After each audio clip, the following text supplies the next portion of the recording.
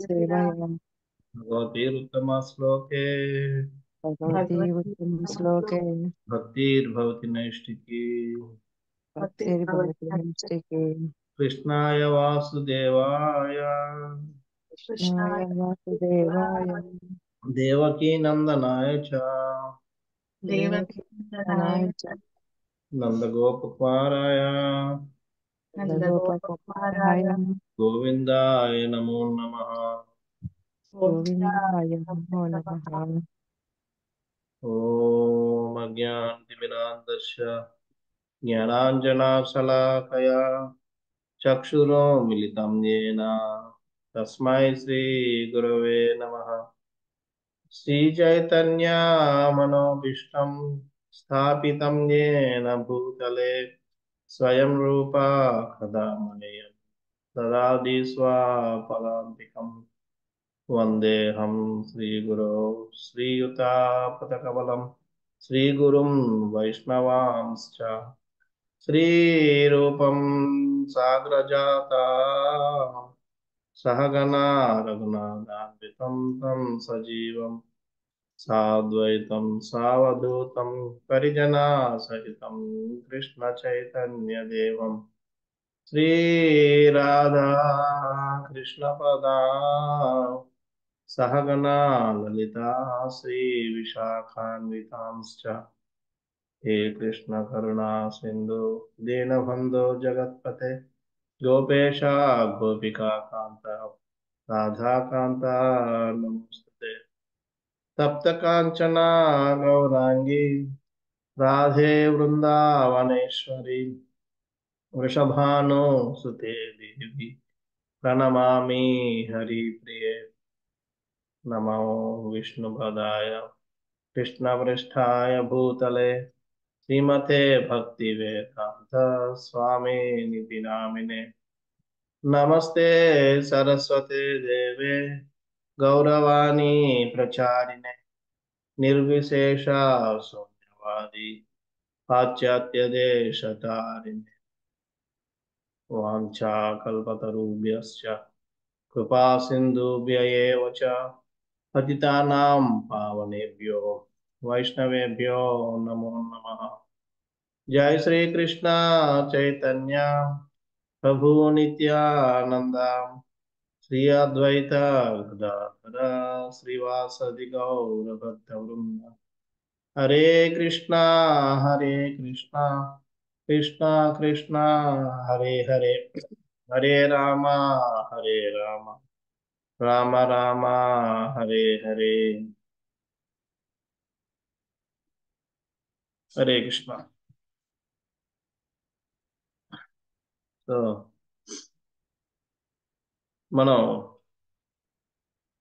ప్రథమ స్కందం 2వ అధ్యాయం శ్లోక 11 వరకు అయింది కదా, 12 నుంచి చెప్పాలి కదా. ఓకే, సో 11వ శ్లోకంలో పరతత్వాన్ని ఏ విధంగా 3 రకాలుగా మనం అనుభూతిని పొందవచ్చు అన్నది మనం చెప్పుకున్నాం. ఏంటి? బ్రహ్మేతి పరమాత్మేతి భగవానేతి సబ్జతి అని. అయితే ఇప్పుడు ఆ 3 రకాలైన దాన్ని ఏ విధంగా, ఆ పరతత్వాన్ని ఏ విధంగా అనుభూతి పొందవచ్చు అన్న విషయాన్ని 12వ శ్లోకంలో చెప్తున్నారు. అక్కడ 12వది తచ్చత్రధానమునయో జ్ఞాన వైరాగ్యయుక్తయా పశ్యంత్యాత్మని చాత్మానం భక్త్యా శ్రుత గృహీతయా. జిజ్ఞాసుడైన వాడు లేదా ముని జ్ఞాన వైరాగ్యయుక్తుడై వేదాంత శృతి ద్వారా తాను శ్రవణం చేయించిన విధముగా భక్తియుక్త సేవను గావించుచు పరతత్వమును అనుభూతిమనుచుకొనగలగును. ఈ మూడిట్లో ఇక్కడ పరతత్వం అంటే మీరు బ్రహ్మను రియలైజేషన్ అవ్వాలన్నా, అంటే బ్రహ్మజ్యోతిని అనుభూతి పొందాలన్నా, పరమాత్మ అనుభూతి పొందాలన్నా, భగవాన్ అనుభూతి పొందాలన్నా పద్ధతి ఒకటి ఏంటి? ఫస్ట్ ఇక్కడ కొన్ని కొన్ని లక్షణాలు చెప్తున్నారు. ఏంటుండాలట? జిజ్ఞాస. జిజ్ఞాస ఉంటుంది. జిజ్ఞాస అంటే ఆతృత, తెలుసుకోవాలి, నేను అనుభూతి పొందాలి అన్న ఆతృత, ఆసక్తి ఉండాలి. అప్పుడు ఆ ఉన్న తర్వాత ఏంటంటే జ్ఞాన వైరాగ్య యుక్తుడై,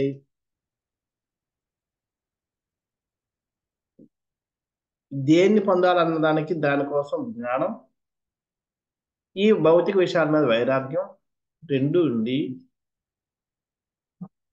తర్వాత ఏం చేయాలి? వేదాంత శృతి ద్వారా, వేదాంతంలో శృతుల్లోనూ వేదాంతం ద్వారా చెప్పిన దాన్ని శ్రవణం చేయడం, ఆ శ్రవణం చేసిన విధంగా భక్తియుక్త సేవ చేయడం, ఆ విధంగా భక్తిని అభ్యాసం చేయడం. ఈ 4 స్థాయిల్లో ఎవరైతే చేస్తారో వాళ్ళకి పరతత్వాన్ని తెలుసుకునే అనుభూతి కలుగుతుంది. అంటే అనుభూతి కలగడం, అనుభూతి పరతత్వాన్ని అనుభూతి పొందుతారు, అంటే పరతత్వాన్ని తెలుసుకోగలుగుతారు. అంటే ఏంటంటే జిజ్ఞాస ఉండాలి, తర్వాత జ్ఞాన వైరాగ్యాలు ఉండాలి, తర్వాత శృతి శృతిలు అంటే శాస్త్రాల ద్వారా వినాలి, దాంతో పాటు ఆ విన్నదాన్ని అభ్యసించాలి. అంచేత ఈ 4 ఎప్పుడైతే జరుగుతాయో అప్పుడు ఆటోమేటిక్గా మనం భక్తిని అనుభూతి పొందగలుగుతాం. అంటే భక్తిని పరతత్వాన్ని అనుభూతి పొందగలుగుతాం. భక్తి కూడా అనుకోండి. అంచేత మనం ఈ పరతత్వాన్ని అనుభూతి పొందాలనుకోవడానికి ఒక విధంగా చూసుకుంటే బ్రహ్మజ్యోతి, అంటే బ్రహ్మజ్యోతి అనుభూతి పొందాలన్నా సరే భక్తి అన్నది మనం కంపల్సరీ. భక్తియుక్త సేవ అది అవసరమేస్తుంది, అది ఉండాల్సిందే, అది లేకుండా మనం ఉండలేము. అంచేత అక్కడ ఎవరు ఏది సాధించాలని సరే భక్తి అన్నది కాస్త కోస్త ఉంటేనే వాళ్ళు విజయం సాధిస్తారు, అది మనం తెలుసుకోవాలి. ఒకవేళ మనం చూసుకుంటే ఈ మనం 8 నుంచి 12 వరకు దేనికోసం చెప్తుందని చెప్పుకున్నాం మనం, ఎవరికైనా గుర్తుందా?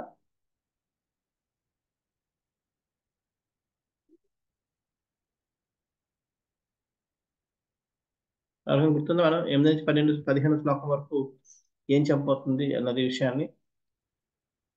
ఈ శ్లోకాలు మనం ఏ ఒక్క కార్యం చేసినా అది భక్తి కోసమే చెయ్యాలి, వేరే దానికోసం దేనికోసం చేయకూడదు. మనం ఏ కార్యం చేసినా ఏ ప్రతిఫలాన్ని ఆశించినా అవి భక్తి కోసం, భక్తికి దోహదపడేగా చేయాలి కార్యాలు, భక్తి కోసమే చెయ్యాలి. మనకున్న వనరులను కానీ, లేదా మనం ఏదో పొందాలనుకున్న పొందేది కానీ అవన్నీ కూడా భక్తి కోసమే మనం చేయాలి. అది మనం ఏ పని చేసినా భక్తి కోసం చేయాలన్నది.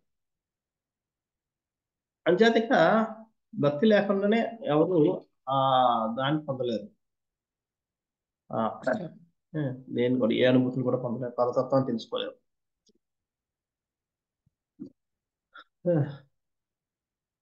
అందుకనే ప్రభుపాద వారి యొక్క భాషలో రాస్తారు 4 రకాలైన వాళ్ళు ఉంటారట. ఉం? ఈ ఆసక్తి కలిగిన వాళ్ళు, వాళ్ళెవరు? కామ్యరతులు. మన 4 రకాల పనులు చేస్తుంటారు. అంటే కామ్యరతులు, కామ్యరతులు అంటే ఏంటి?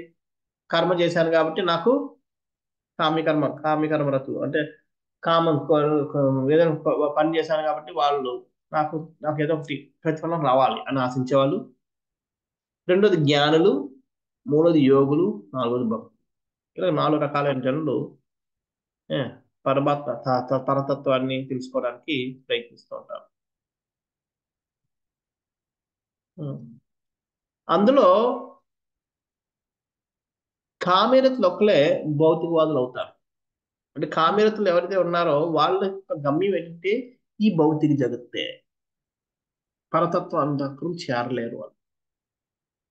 అంటే మనం జాగ్రత్తగా ఉండాలి. మనం భక్తి చేసేటప్పుడు కూడా ఏదైనా మనం ఆశిస్తూ, అంటే ఇప్పుడు చూడండి, మనం ప్రార్థిస్తున్నాం, భగవంతుడు ప్రార్థిస్తున్నాం, దాని జపం చేస్తున్నాం. కొంతమంది చాలా మంది అనుకుంటారు, "ఆ, నా పిల్లలు భక్తులైతే చాలు, లేదంటే నా భార్య భక్తురాలైతే చాలు, నా భక్తులైతే చాలు, లేదంటే ఒంట్లో బాగాలేదు వాళ్ళకి బాగుంటే బాగుంది." ఇలాంటి ఏవో జన్మ కొన్ని జపం చేస్తారు. ఇవన్నీ కామ్యరతుల కింద వస్తాయి. అంచేత ఇవి కామ్యరతులందరూ కూడా వాళ్ళ యొక్క గమ్యం ఏంటి? భౌతిక జగత్తు. ఇక్కడి వరకే. అంటే వాళ్ళు భౌతికవాదుల కింద ఉంటారు. వాళ్ళకి పరతత్వానికి ఎటువంటి సంబంధం ఉండదు. వాళ్ళు ఎంత తీవ్రంగా చేసినా వాళ్ళు పరతత్వ అంచుల వరకు కూడా వెళ్ళరు. ఈ భౌతిక జగత్తు దాటి వెళ్ళలేరు కామ్యరతులు. అంటే మనం జాగ్రత్తగా ఉండాలి. భక్తి చేసేటప్పుడు మన కోరికలు మనకి ఏమాత్రం ఉన్నా ఆ భక్తి తాలూకా ప్రతిఫలం భౌతికమే.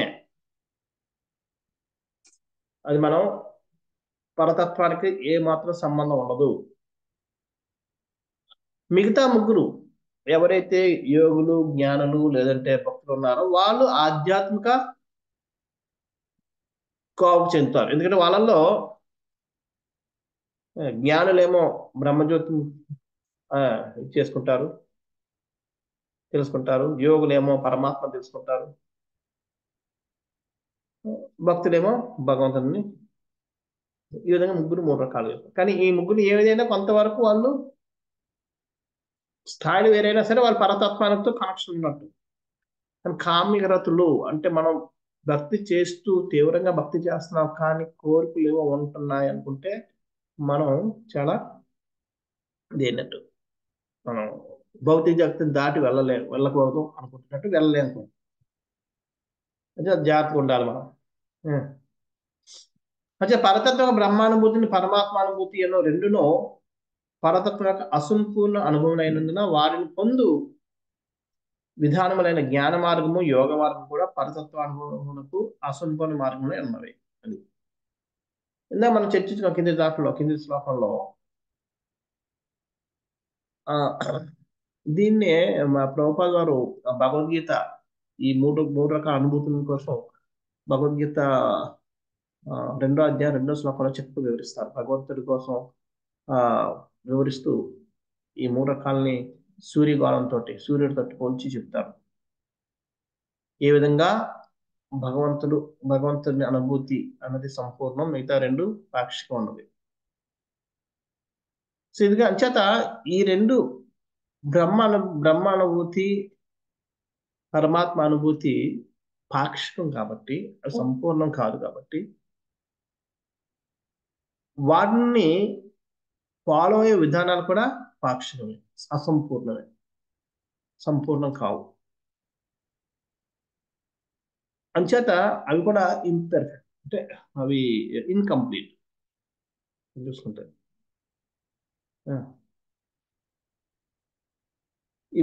అవి సంపూర్ణం కాదు కాబట్టి, కంప్లీట్ కాదు కాబట్టి, కంప్లీట్ కాదు కాబట్టి వాటి యొక్క పాత్రలు కూడా వాటిని ఆచరించిన విధానం కూడా ఇన్కంప్లీటే. కంప్లీట్ అంటే పెర్ఫెక్షన్ అంటే భక్తిని మనం కోరుకుని భక్తి కోసం మనం చేసినప్పుడే అదే పెర్ఫెక్ట్. వచ్చే రిజల్ట్ పెర్ఫెక్ట్, మనం పాటించిన విధానం కూడా పెర్ఫెక్ట్ గా లెక్క. ఈ రెండు పాక్షికం కాబట్టి ఇన్కంప్లీట్, ఇంపెర్ఫెక్ట్ ఇవి కాబట్టి పరమాత్మ యొక్క రియలైజేషన్స్ కాబట్టి ఆ పాత్రలు కూడా ఇన్కంప్లీట్. జ్ఞాన యోగం కానీ యోగులు పాటించే యోగాభ్యాసం కానీ అది మనం చూసుకోవాలి. అది కూడా ప్రభుపాద అదే రాశారు. అయితే ప్రభుపాద రాస్తున్నారు ఎవరు మరి పరతత్వాన్ని సంపూర్ణంగా తెలుసుకోగలరు? సంపూర్ణ జ్ఞానము మరియు భౌతిక సంగమం లేదా వైరాగ్యముపై ఆధారపడి ఇదే మన ఈ శ్లోకం తరపుది వేదాంత శృతిని శ్రవణం ద్వారా దృఢతరమైనట్టి భక్తిత్వ సేవ ఒక్కటే పరతత్వం సంపూర్ణము నిరుగుటకు ఉత్తమమైన మార్గము. శ్రద్ధావంతుల జిజ్ఞాసు ఇట్టి భక్తిత్వ సేవ ద్వారా పరతత్వం నిశ్చయముగా అనుభూతి మనర్చగలగలడు. దాన్నే అంటే ఇప్పుడు తాత్పర్యాన్ని ప్రభుపాద గారు వివరిస్తూ దీంట్లో రాశారు. సంపూర్ణ జ్ఞానం ఉండాలి, భౌతిక సంఘం ఎడ వైరాగ్యం ఉండాలి, తర్వాత వేదాంత శృతి శ్రవణం చేస్తూ దాన్ని అభ్యాసం చేయిస్తూ ఉండాలి. ఆ జిజ్ఞాసతో ఎవరైతే ఉంటారో వారు పొందగలరు అని చెప్తారు.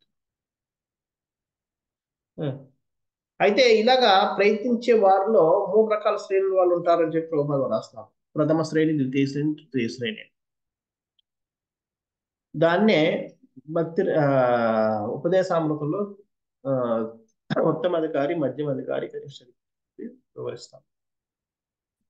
తృతీయ శ్రేణి అంటే అందరికన్నా కింద వాడు, థర్డ్ క్లాస్. తృతీయ శ్రేణి వాళ్ళు వాళ్ళని కనిష్ట అధికారి అని కూడా అంటారు. వాళ్ళ లక్షణాలు ఏమిటి అని ఇక్కడ ప్రభుపాద వివరిస్తున్నారు. ఓకే, మీలో ఎంతమంది దగ్గర ఉన్నాయో భగవద్గీతలు, సారీ భాగవతం చూసి ఆ, ఏంటి లక్షణాలని చెప్పాలి. పేజ్ నెంబరు భాగవతంలో ఎన్నో పేజ్ ఇది? 61 ప్రభుజీ. 67 ఆ? 67 ప్రభు. 61 అనుకుంటా కదా, మరి మారింది. 61 కొన్నిట్లో ఉంది ప్రభుజీ, 61 కూడా ఉంది. సో దాంట్లో ఉంది తృతీయ శ్రేణికి చెందిన వారు ప్రారంభ దశలో అని ఏ లక్షణాలు చెప్తున్నారు ప్రభుపాద గారు? ఎవరైనా చెప్పగలరా? ఎన్ని హరే లక్షణాలు? కృష్ణ ప్రభు. ఆ సెంటెన్స్ అది దాని నుంచి జ్ఞానము ఎన్ని లక్షణాలు? జ్ఞానము గాని భౌతిక సాంగత్యం నుండి వైరాగ్యము గాని లేకుండా కేవలం మందిర శ్రీ విగ్రహ ఆరాధన అనేది ప్రాథమిక విధానం నందే అనురక్తులకు అట్టివారు భౌతిక భావన కలిగిన భక్తులుగా పిలువబడుతుంది. ఓకే, అయితే వాళ్ళ లక్షణాలు ఏంటి? ఏంటి లక్షణాలు ఉన్నాయి? వాళ్ళకి వైరాగ్యం గాని భౌతిక సాంగత్యం నుండి బయటపడటానికి గాని వాళ్ళకి ఉండదు, తెలియదు ప్రభు. ఆ జ్ఞానం గానీ ఉండదు. ఓన్లీ కేవలం విగ్రహారాధన చేయడానికే వాళ్ళు వస్తారండి. పాయింట్ వచ్చి చెప్పండి. హరే కృష్ణ ప్రభు, ఇది తృతీయ శ్రేణికి చెందిన వాళ్ళది ఇప్పుడు చెప్పేది మాట. ఒకటి వాళ్ళు తృతీయ శ్రేణి వాళ్ళ కోసం మనం మాట్లాడుతున్నాం కాబట్టి వాళ్ళకున్న లక్షణాలు ఏమిటి?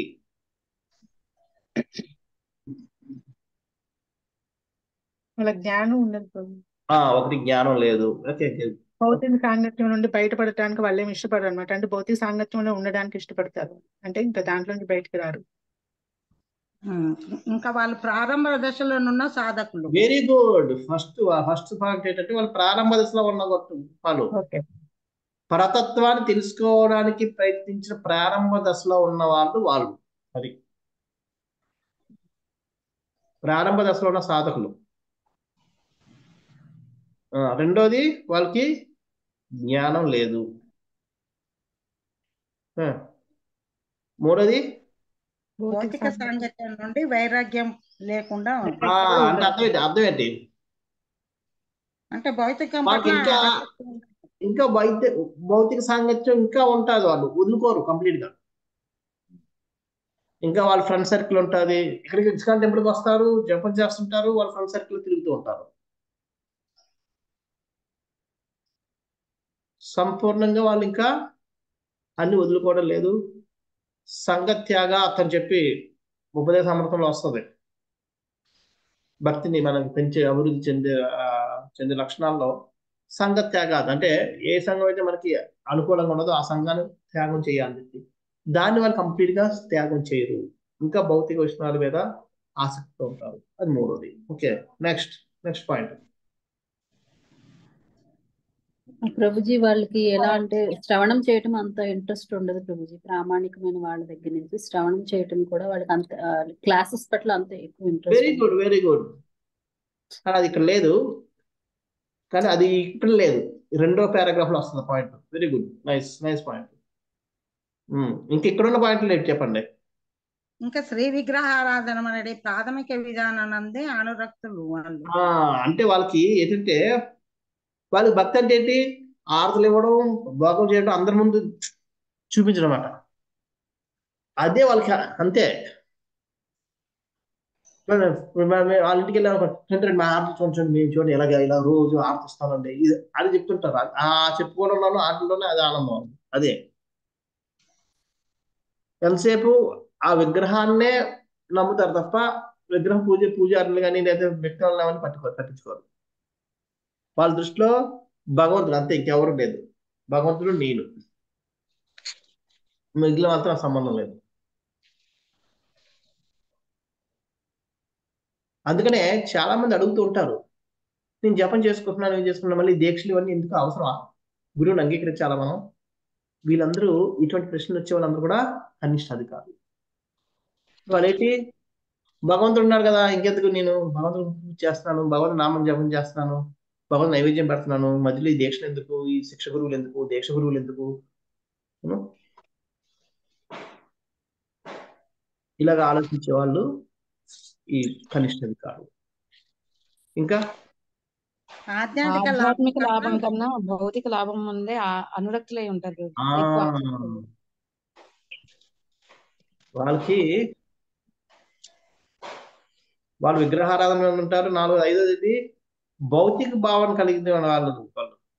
వాళ్ళని భక్తులుగా పిలవలేము. భక్తులు ఉన్నా సరే భౌతిక భావన కలిగిన భక్తులుగా మనం పిలవబడతాం. 5వ తర్వాత ఆధ్యాత్మిక లాభం కంటే వాళ్ళు భౌతిక లాభం మీద అధిక ఆసక్తి కలిగి ఉంటారు. వాళ్ళు ఎందుకు భక్తి చేస్తున్నారు? అందరికి చూపించుకోవడానికి, నేను ఇస్కాన్ ఫాలోవర్ని, నేను చేస్తానండి, లేదంటే వాళ్ళ కోరికలు తీర్చుకోవడానికి. ఈ విధంగా ఇంకేమైనా ఉన్నాయా? హరే కృష్ణ ప్రభుజీ, ఎన్నో పేజీ ప్రభుజీ? ఇది 61వ పేజీ అండి. నా నా దగ్గర ఉన్న బుక్ అయితే 61.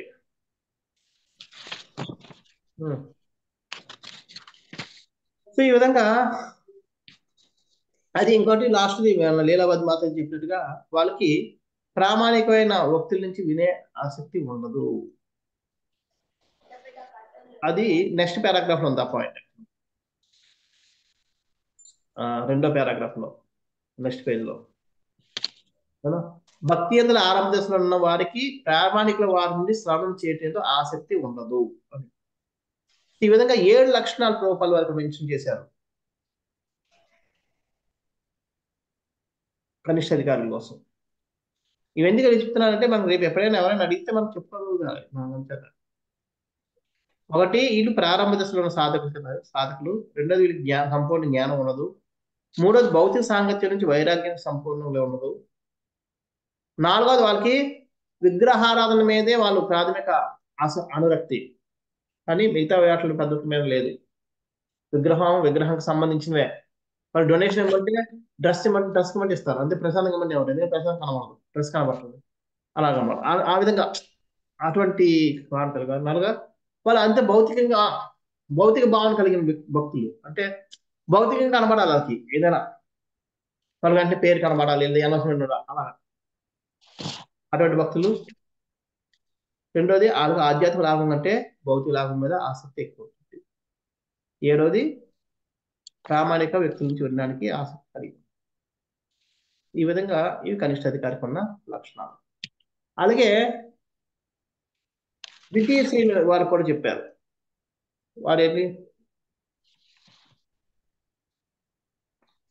వారి లక్షణాలు ఏంటి? భక్తియుక్త సేవకు పురోగతిని సాధించాలి. అది సాధిస్తారు.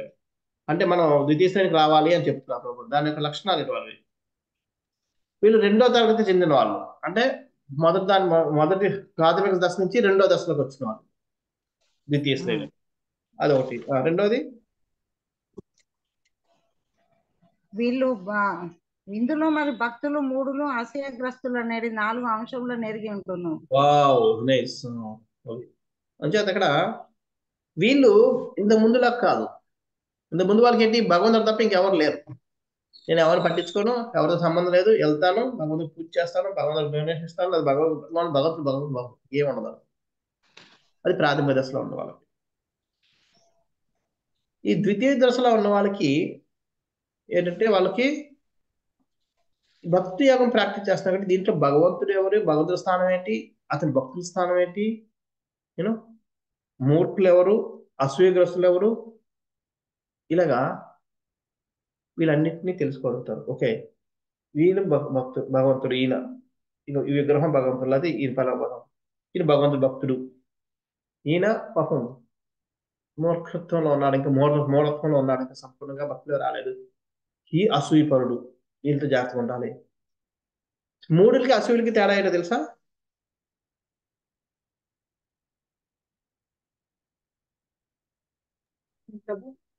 మూడులకి అసూయగ్రస్తులకి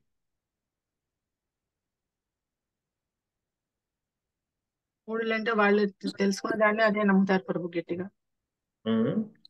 అసూయగ్రస్తులు అంటే వాళ్ళు వాళ్ళ దగ్గర లేనిది వేరే వాళ్ళ దగ్గర ఉన్నదాన్ని వాళ్ళు నా దగ్గర ఉండాలనుకుంటారు. దాని గురించి వాళ్ళు ఇదవుతూ ఉంటారు ప్రభు. అసూయ. హరే కృష్ణ ప్రభు. మూడులు అంటే చెప్పండి. లక్ష్మీ మనకన్నా వాళ్ళు ఎక్కువగా ఉన్నారు అనే అసూయ ఎక్కువగా ఉంటుంది. ఓకే, అది బాగానే ఉంది. వాళ్ళిద్దరికి తేడా ఏంటి? మూడులకి అసూయగ్రస్తులకి. మూడులకి జ్ఞానం ఉండదు ప్రభుజీ. ఎస్, మూడులు అజ్ఞానులు కాబట్టి వాళ్ళు తప్పు చేస్తారు.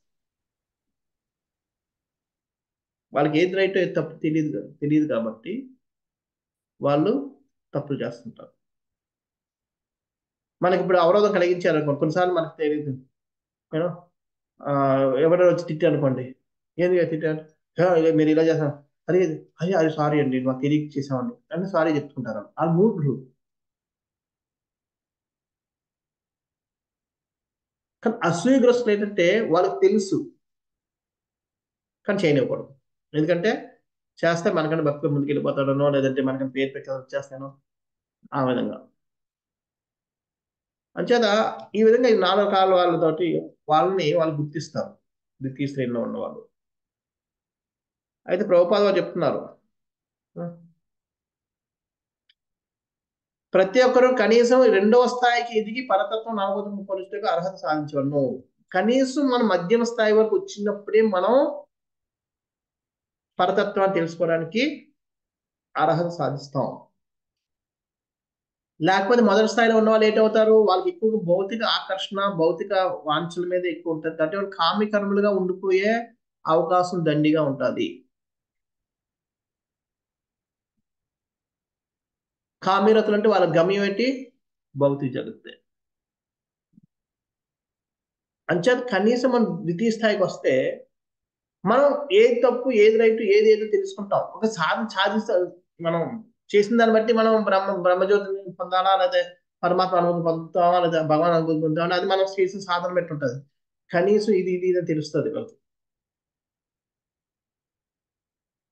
అంచేత పరతత్వాన్ని మనం అవగతం చేసుకోవాలంటే కనీసం మనం మధ్యమ స్థాయి వరకైనా రావాలి. కనిష్ట స్థాయిలో ఉండిపోవడానికి లేదు. కనిష్ట స్థాయిలో ఉండిపోయిన వాళ్ళు కామ్యరతులు కానీ ఉండిపోతారు, అంటే వాళ్ళు భౌతికవాదులు అయిపోయి అక్కడే ఉండిపోతారు. సో అంచేత మనం ఈ పరతత్వాన్ని చేసుకోవాలి. అయితే ఇప్పుడు ప్రభుపాద గారు చెప్తున్నారు, ఎవరికైనా ఇప్పుడు మరి మనందరికీ ఎవరికి మనకి జ్ఞానం లేదు. ఫస్ట్లో మనందరం ఒక విధంగా చూస్తుంటే తృతీయ శ్రేణి నుంచి మనం మొదలు పెడతాం కదా. మొదలు పెడితే తృతీయ శ్రేణి నుంచి ద్వితీయ శ్రేణికి ఏ విధంగా, కనిష్ట అధికారం నుంచి మధ్యం అధికారులకు ఏ విధంగా రావచ్చు అనేది ప్రభుపాద గారు వివరిస్తాము. ఎక్కడ చూస్తే నెక్స్ట్ పారాగ్రాఫ్ లో. కనుక తృతీయ శ్రేణికి చెందిన భక్తుడు భాగవతమైన ప్రామాణిక మూలముల నుండి భక్తి యొక్క సేవకు సంబంధించిన ఉపదేశములను స్వీకరించవలను. ఫస్ట్ చేయాల్సిన పని ఏంటి? భాగవతంలో ఏదైతే ఉపదేశాలు ఉన్నాయో భక్తి సేవ చేయడం ఏ విధంగా ఏంటన్నది వాటిని స్వీకరించాలి. అంటే నేను చేయడానికి ఉన్ముఖుడు అవ్వాలి. అది ఫస్ట్ లక్షణం కనిష్ట అధికారికి మధ్య దగ్గర రావడానికి. రెండోది తృతీయ శ్రేణికి చెందిన భక్తుడు సేవ యందు నియమంలో నేర్చుటకే శుద్ధ భక్తుని శరణం చేరవలను.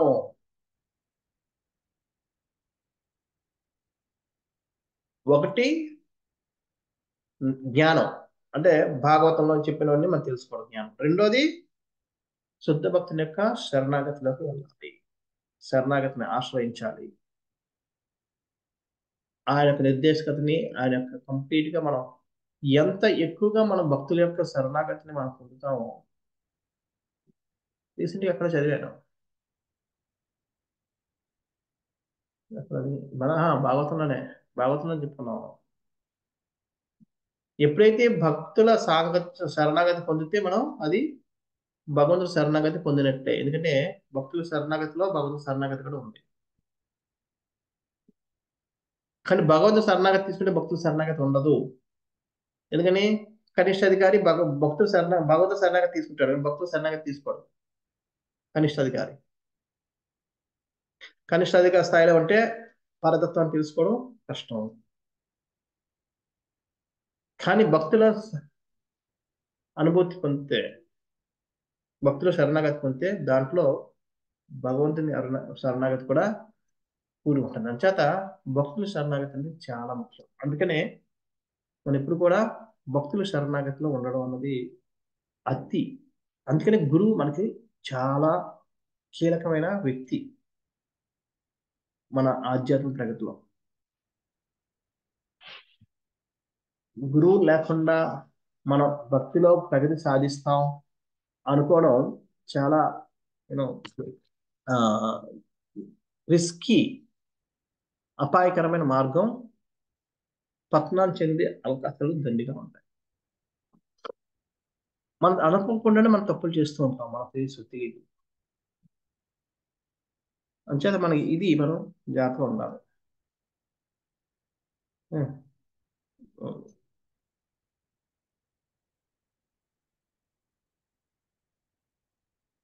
అలాగే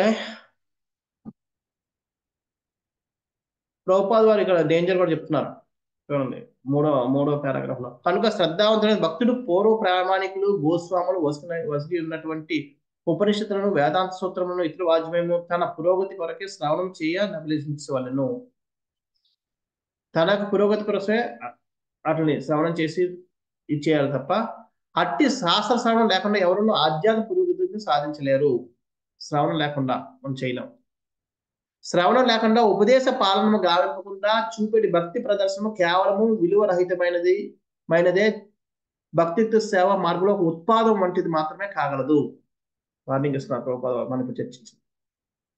శ్రవణం లేకుండా ఇంకేంటి, ఆదేశ పాలన, ఉపదేశ పాలన లేకుండా, అంటే గురువు నాకు ఆశ్రయించి గురువు యొక్క ఆశ్రయంలో మనం భక్తి సేవను అభ్యాసం చేయకుండా చేతవడం పొంది అదేమవుతుంది అంటున్నారు ప్రభుపాద వారు, విలువ రహితమైనదే, దానికి ఎటువంటి వాల్యూ ఉండదు.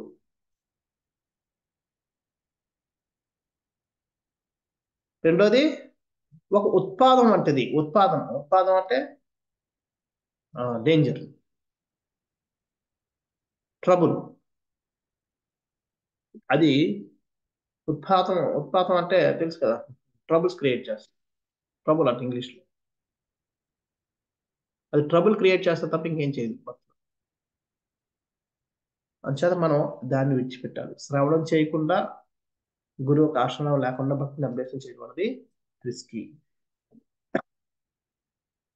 అంచేత ఇప్పుడు ప్రభుపాద వారు నెక్స్ట్ అంటున్నారు, శృతి స్మృతి పురాణము లేకుండా లేదా పంచరాత్రం అనేది ప్రామాణిక నియమములపై సుస్థిరము కానంత వరకు ప్రదర్శన మాత్రమైన భక్తిని శీఘ్రమే త్యజించవలను. అది అప్రమాణికుడైన భక్తిని ఎవరినూ శుద్ధ భక్తిగా గుర్తించరాదు. అంచేత మనం ఈ శృతి స్మృతి ఇటువంటి శాస్త్రపరంగా లేనప్పుడు, వాటి ఆధారంగా లేనప్పుడు ఎవరైనా భక్తి మార్గాలు చేస్తుంటే అటువంటి వాటిని మనం వెంటనే మన జీవితంలో కూడా మనం కొన్ని పాటిస్తున్నాం అన్నట్టే అవి మనం వెంటనే త్యజించాలి.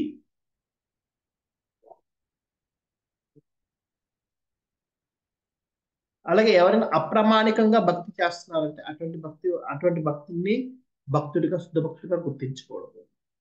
ఓకే, సొసైటీ పరంగా వాళ్ళ ముఖం మీద మనల్ని కానీ గౌరవిస్తాం, ఓకే, కానీ ఆయన మనం భక్తులుగా గుర్తించి వాడు మర్యాదలు చేయాలి. నమస్కారాలు అది గొడవ పెట్టుకోవడం, నమస్కారం చాలు, అందరు దండ మనం దండ పెట్టి వెళ్ళిపోతాం.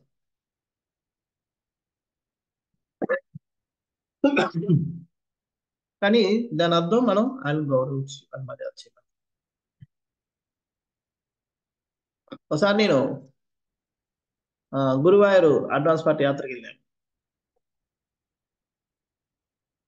అక్కడ శివ మందిరం ఒకటి ఉంటుంది. అంటే శివుడు, ఆ పేరు మర్చిపోయాను, ఇప్పుడు గుర్తులేదు. యాక్చువల్గా గురువాయూర్ అనేది శివుడి ప్రదేశం. శివుడు గురువాయూరప్ప కోసం జగ ఇచ్చి తన పక్కకి వెళ్ళిపోతాడు. ఆ పక్కకి అక్కడ ఉంటాడు. ఆ శివుడి మందిరం కోసం నేను వెతుకుతుంటే అక్కడ ఒక మాతాజీ ఎవరో కూర్చున్నారు బయట. అది ఒక ఆశ్రమం ఏదో పెట్టారు. బయట కూర్చుంటే ఇలా కానీ వాళ్ళ పర్సనల్ మంది ఇలా రండి అని చెప్పి ఆ, మీరు ఎక్కడి నుంచి తీసుకున్నట్టు మా గురువు గారు నాకు కలుస్తారని చెప్పి ముందు నేను చూసేస్తాను వచ్చి మళ్ళీ వెళ్ళిపోదాం అనుకుంటుంటే మళ్ళీ బయట నిలబడతాడు నా కోసం. వచ్చారు, అయిపోయింది, చూస్తారా, దర్శనం చేస్తారా, వచ్చారా, రండి మరి మా గురువు గారికి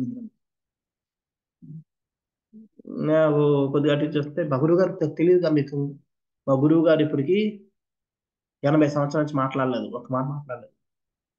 ఏవో చెప్పుకొచ్చింది, ఆమె చనిపోయాడు మళ్ళీ బతికాడు, చనిపోయినాడు బతికాడు, బతికి మళ్ళీ చేస్తున్నాడు, ఏవో చెప్పుకొచ్చింది. అది చెప్పి కలవనంటే ఓకే అన్నాను, వాళ్ళు కలుస్తానని చెప్పాను, వెళ్ళాను. కానీ అప్పుడేదో ఇప్పుడు కలవరట అని చెప్పేసి పంపిస్తాను, నేను భగవంతుడు బతికించాను అనుకున్నాను. అంటే కొన్నిసార్లు మనం వాళ్ళని అనవసరంగా ఆర్గ్యుమెంట్ దిగి మనం చేసే కంటే మరి చేసి మనం పక్కకి వెళ్ళిపోవడం బెటర్. కానీ దాని ఉద్దేశం మనం వాళ్ళని పలకరించింది మాత్రాన మనం ఆయన శుద్ధ భక్తులుగా చేసుకుని ఆయన వెనకాల పడకూడదు. అప్రమాణికం అది. ప్రభుపాద వారు అంటారు, మౌనం, నిజమైన మౌనం అంటే మాట్లాడకుండా ఉండడం కాదు, భగవంతుడి విషయాలు తప్ప మిగతా విషయాలు మాట్లాడకుండా అది నిజమైన మౌనం. అంతేదే కానీ ఏ విషయాన్ని మాట్లాడకుండా ఉండడం అనేది నిజమైన మౌన వ్రతం కాదు, సరైన మౌన వ్రతం కాదు అది. సో ఈ విధంగా ఇవి తెలియని వాళ్ళు అప్రమాణికమైన చేసి ఏదో చేస్తున్నారు కాబట్టి మనం ఆ విధంగా అటువంటి దాకా వెళ్ళకూడదు. అందుకని అప్రమాణిక భక్తుడిని అన్నట్టు శుద్ధ భక్తుడిగా గుర్తించరాదు అని చెప్పి ఇలాగా ప్రభుపాద వారు మంచి, ఇది చాలా మంచి పవర్ఫుల్ పర్పౌట్ తాత్పర్యం. మరోసారి చదవండి అందరూ, చాలా పాయింట్లు తెలుస్తుంది దీంట్లో. సో ఈ విధంగా అక్కడ అయితే వర్ణాశ్రమ ధర్మంలో ఒకటి ఉన్నాయి కదా ఇప్పుడు మన వర్ణాశ్రమాన్ని, అది ఆ భక్తి చేస్తున్నాం, భక్తిలో మరి అసలు ముఖ్య ఉద్దేశం ఏంటి, హైయెస్ట్ పర్ఫెక్షన్ అంటే సంపరిపూర్ణత ఎప్పుడు వస్తుంది భక్తిలో అన్నదాన్ని నెక్స్ట్ చెప్తారు, నెక్స్ట్ శ్లోకంలో చెప్తున్నారు. అత పుంభిర్ద్విజశ్రేష్ఠ వర్ణాశ్రమ విభాగ సహా స్వనుష్ఠితస్య ధర్మస్య సంసిద్ధిర్హరితోషణం. మనం చేసే సాధన యొక్క పరిపూర్ణత ఏంటి అన్నది ఇక్కడ చెప్తున్నారు. ఓకే, మనం పరతత్వం తెలుసుకోవడానికి సాధన చేయాలనుకుంటున్నాం, సాధన చేస్తున్నాం. ఏం చెప్పుకున్నారు, సాధన అంటే జ్ఞానం ఉండాలన్నాం, తర్వాత వైరాగ్యం ఉండాలి, శ్రవణం చేయాలి, ఒక గురువు యొక్క ఆదేశ నిర్దేశంలో పనిచేయాలి. బాగానే ఉంది, చేద్దాం. ఆ 4 విషయాలతో మనం చేద్దాం.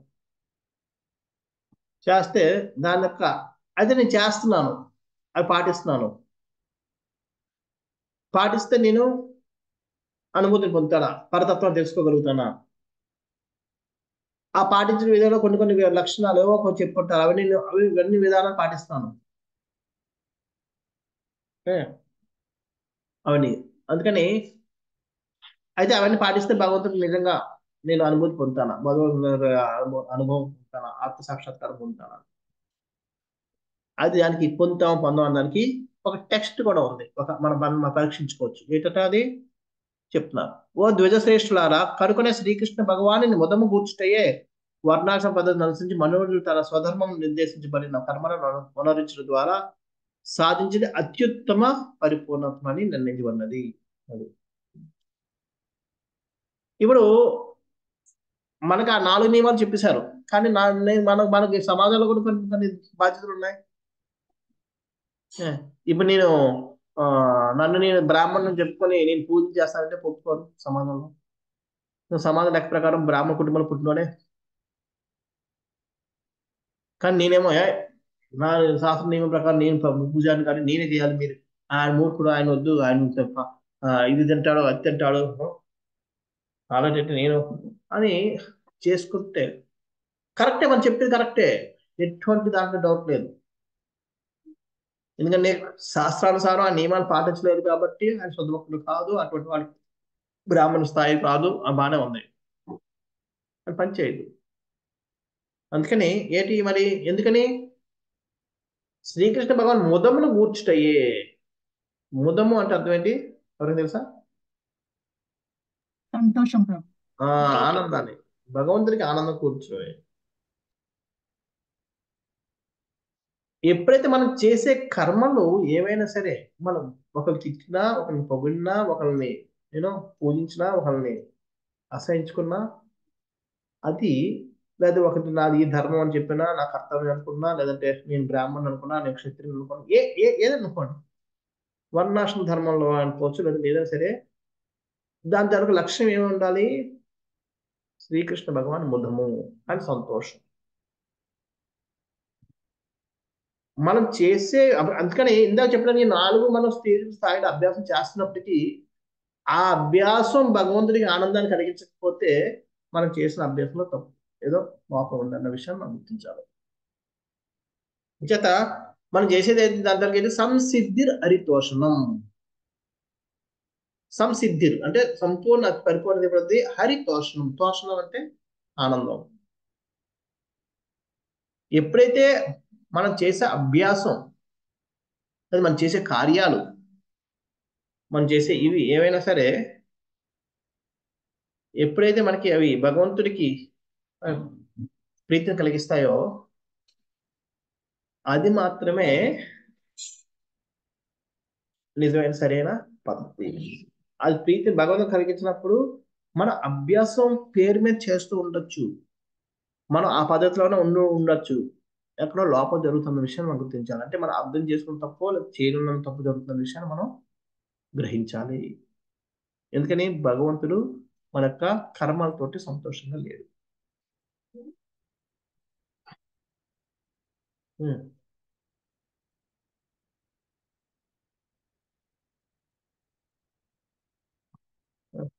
అంచేది ఇక్కడ ప్రభుపాదుల వారు మళ్ళీ ఇది కూడా మంచి వర్ణాశ్రమ ధర్మం మీద మంచి భాష్యం చెప్తున్నారు ప్రభుపాదుల వారు. వర్ణాశ్రమ ధర్మం అంటే అందరికీ తెలుసు, దానికోసం మనం చర్చించలేదు. ఎందుకు దాన్ని సృష్టించారు అనేది చెప్తున్నారు. మానవ సంఘం యొక్క శ్రేయస్సు నిమిత్తమే ఇటు వర్ణాశ్రమం తప్పనిసరి ఉన్నవి. దేనితో ఏ సమాజం కూడా సరి అయిన పందాల వృద్ధి నొందలేదు.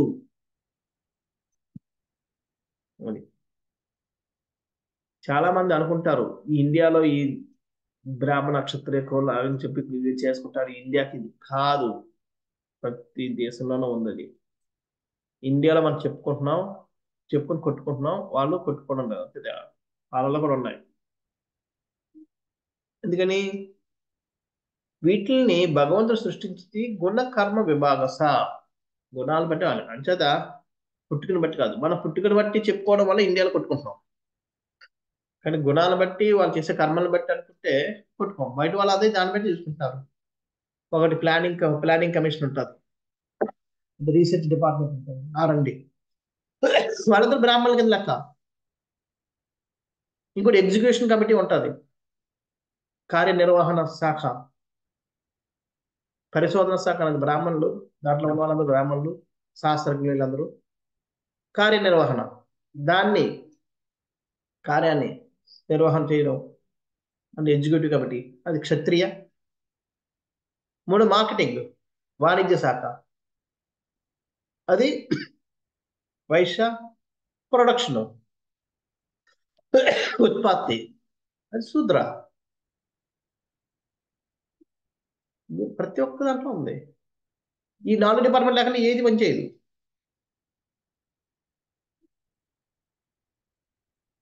మనం అట్లా శూద్ర, వైశ్య, బ్రాహ్మణ, క్షత్రియ అని చెప్పుకుంటున్నాం, వాళ్ళు చెప్పుకోవడం లేదు. అంతే తేడా. ఇది లేకుండా ఏ సమాజం కూడా నడవదు అంతే ప్రభుపాదులు చెప్తున్నారు. లేనిచో ఏ సమాజం కూడా సరైన పందాలు వృద్ధి నొందలేదు. ఉన్నాయి. కాకపోతే మనం భారతదేశంలో ప్రాబ్లం ఏంటంటే దాన్ని మనం రాంగ్ ఐడెంటిఫికేషన్ చేసుకోవడం వల్ల మనకు ప్రాబ్లం క్రియేట్ అవుతుంది. అంత తప్ప ఈ సిస్టంలో తప్పులేదు, సిస్టంలో తప్పులేదు.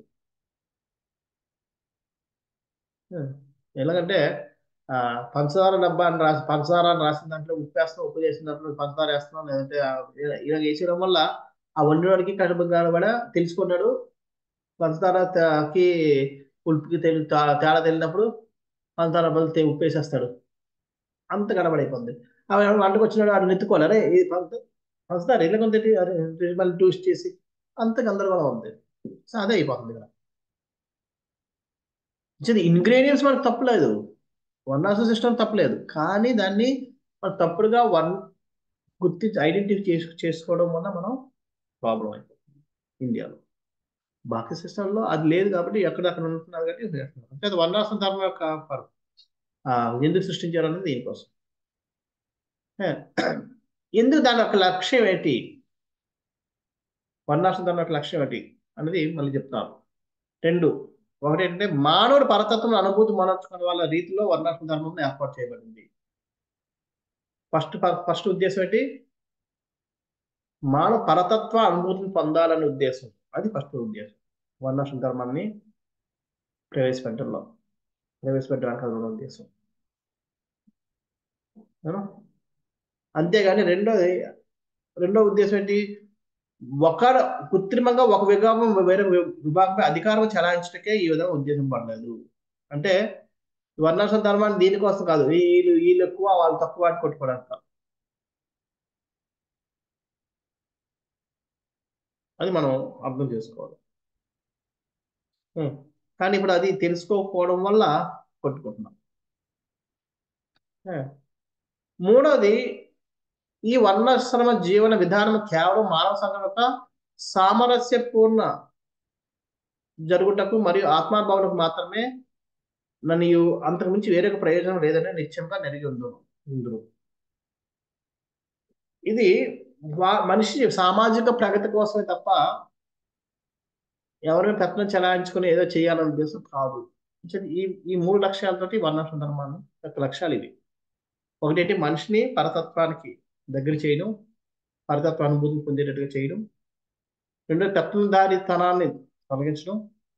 మూడోది సామాజిక సామరస్యపు వాతావరణాన్ని సృష్టించడం. ఇవి ఈ వర్ణాశ్రమ ధర్మం యొక్క లక్ష్యాలు.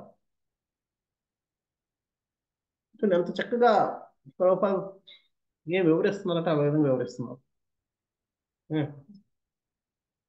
కదా అయితే ఈ వర్ణాశ్రమ యొక్క అత్యుత్తమ జీవ లక్ష్యం అయితే అత్యుత్తమ జీవిత లక్ష్యం లేదా వర్ణాశ్రమ ధర్మ విధానం యొక్క అత్యున్నత పూర్ణత్వం అనగా దేవదేవుడైన శ్రీకృష్ణుని ప్రీత్యర్థము సమిష్టిగా సాగరించవాలంట ఇచ్చిన భాగవతంగా ఉపదేశమైతే ఉన్నది. అని అన్నిటికంటే అసలు బెస్ట్ ఏంటి, వర్ణాశ్రమ ధర్మం నుంచి పొందాల్సిన బెస్ట్ రిజల్ట్ ఏంటి, శ్రీకృష్ణుని సమిష్టిగా కలిసి శ్రీకృష్ణుని సంతోషపెట్టాలి. ఇండివిజువల్గా కాదు, వ్యక్తిగతంగా కాదు, సమిష్టిగా. ఇంకా కలియుగంలో ఒక్కరిగా ఏం చేయలేము. అందుకని ఎక్కడ చూసినా కోఆపరేటివ్ సొసైటీస్, యూనియన్స్ పెడుతుంటారు. ఎందుకంటే కలియుగంలో ఒక్కరితో పనులు అవ్వవు, చేసే శక్తి లేదు మనకి. మంద సుమంద మతయో మంద బాగా ఇవన్నీ చెప్పారు కాబట్టి మనకు ఆ శక్తులు లేవు, అటువంటి బుద్ధులు లేవు, అటువంటి ఓపికలు లేవు, ఏమి లేవు. అంటే ఒక్కడు ఏం చేయలేం కాబట్టి మనం అందరం కలిసి చేయాలి. అంటే ఇక్కడ జీవిత వర్ణాశ్రమ అత్యున్నత పూర్ణత్వం ఏంటంటే అందరూ సమిష్టిగా కలిసి భగవంతుని ఆనందపరచడం ఉంది ఆ సమిష్టి వర్ణాశ్రమ యొక్క సమిష్టి కృషి అని మనం చేసుకోవాలి.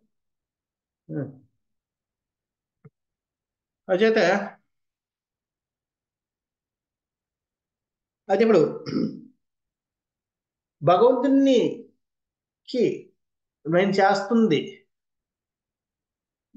ఇప్పుడు విధానం ఏదో చెప్పారు, ఎలాగా మూడు విధాలుగా భగవంతుని పరతత్వం తెలుసుకోవచ్చు అని చెప్పారు. ఎలా తెలుసుకోవాలో విధానం చెప్పారు. కానీ అది కరెక్ట్గా ఉందా లేదా ఎలా తెలుసుకుంటుంది, భగవంతుడు సంతోషంగా ఉంటే మనం చేసిన కార్యాలు భగవంతుడు సంతోషంగా ఉంటే అది పర్ఫెక్ట్గా ఉన్నట్టు తెలుస్తుంది. మరి భగవంతుడు ఉన్న మనకి ఎలా తెలుస్తుంది, ఏది నచ్చుతుందో ఏది నచ్చడం లేదో ఎలా తెలుస్తుంది, దాన్ని చెప్తున్నారు. ఎలా తెలుస్తుంది, మనం ఎప్పుడు కృష్ణుని కోసం ఎక్కువగా శ్రవణం చేయడం వల్ల. తస్మాదేకేన మనసా భగవాన్ సాత్వితాం పతి శ్రోతవ్య కీర్తితవ్యశ్చ ధ్యేయ పూజస్య నిత్యదా. కనుక ప్రతి ఒక్కరును ఏకైక లక్ష్యంతో సాత్వితాంపతి అయిన శ్రీకృష్ణ భగవాన్ గురించి శ్రవణము, కీర్తనము, స్మరణము, పూజనములందు ఎల్లడూ నియుక్తులే కావాలి. ఏకైక లక్ష్యం ఏంటి? ఏకైక లక్ష్యం ఆయన్ని సంతోషపెట్టడం. సంసిద్ధిర్ హరితోషణం. ఆ ఒక్క లక్ష్యంతో శ్రవణం, కీర్తనం, స్మరణం, పూజనం ఇవన్నీ చేస్తున్నారు. ఎప్పుడైతే మనం అంత వింటూ వింటూ వింటూ ఉంటామో మనకు తెలిసిపోతుంటాయి ఏమి నచ్చుతాయి ఏమి నచ్చని. చూడండి, మనం ఒక వ్యక్తి మీద ఎవరినైనా మనం యూనో అభిమానం, ప్రేమాభిమానం పెంచుకుంటే ఆ వ్యక్తి కోసం అన్ని తెలుస్తాయి, అవి నచ్చివి నచ్చవి అని తెలుస్తాయి. ఇప్పుడు కొంతమంది ఫ్యాన్స్ ఉంటారు, చిరంజీవి ఫ్యాన్లు, లేదంటే చిరంజీవి ఇప్పుడు అవుట్డేట్ అనుకో, ఎవరో ఉంటారు మనకు తెలియదు ఇప్పుడు. అలాంటి వాళ్ళందరూ ఏంటంటే వాళ్ళకి ఏవి నచ్చుతాయి ఏవి నచ్చు, ఎలా భయపడతారు అన్ని తెలుస్తారు, ఎందుకంటే వాళ్ళకి ఎంత పిచ్చి.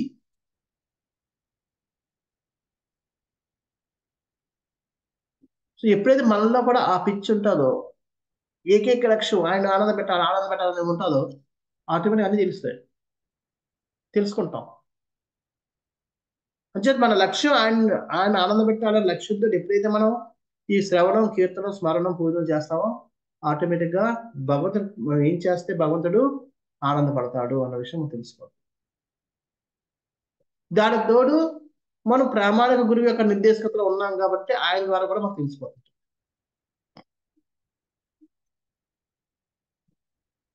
ఈ విధంగా మనం ఏకైక లక్ష్యంతో మనం చెయ్యాలి.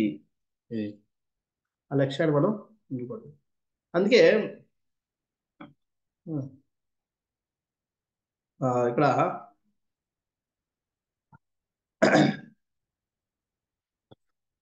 మనం ఒకవేళ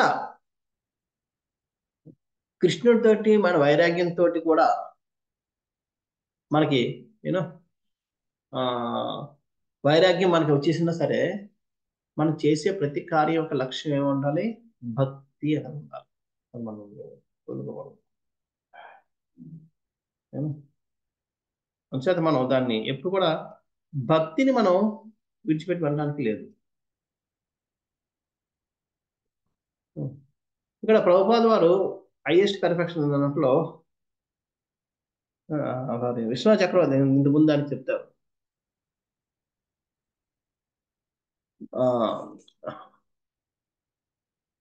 మనకి మనం చేసే ప్రతి కార్యం కూడా భగవంతుడి యొక్క ప్రీత్యాగం చేయాలన్న దాంట్లో విశ్వ చక్రవర్తి చెప్తారు. మనం అందుకనే ఇంతకుముందు మనం మూడు విధానాలు చెప్తున్నాం. 4 ఉంటారు: కామ్యకర్మలు, భౌతికం, ఆధ్యాత్మిక పరంపరలోకి వచ్చేది జ్ఞానులు, యోగులు, భక్తులు. అంచేత జ్ఞానులు, యోగులు వాళ్ళ యొక్క ఆత్మానుభూతి కానీ లేదంటే వారి యొక్క పద్ధతి కానీ అసంపూర్ణ, అది కూడా మనం చర్చించాం.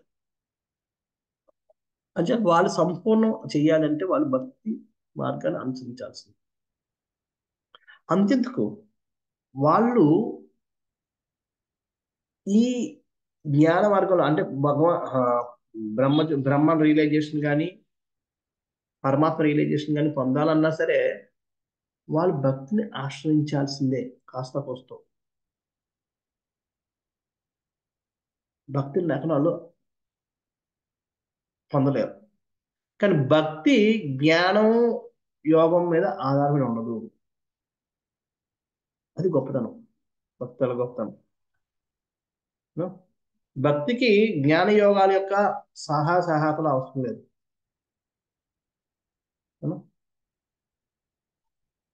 కానీ జ్ఞానానికి, యోగానికి భక్తి తరక అవసరం ఉంది.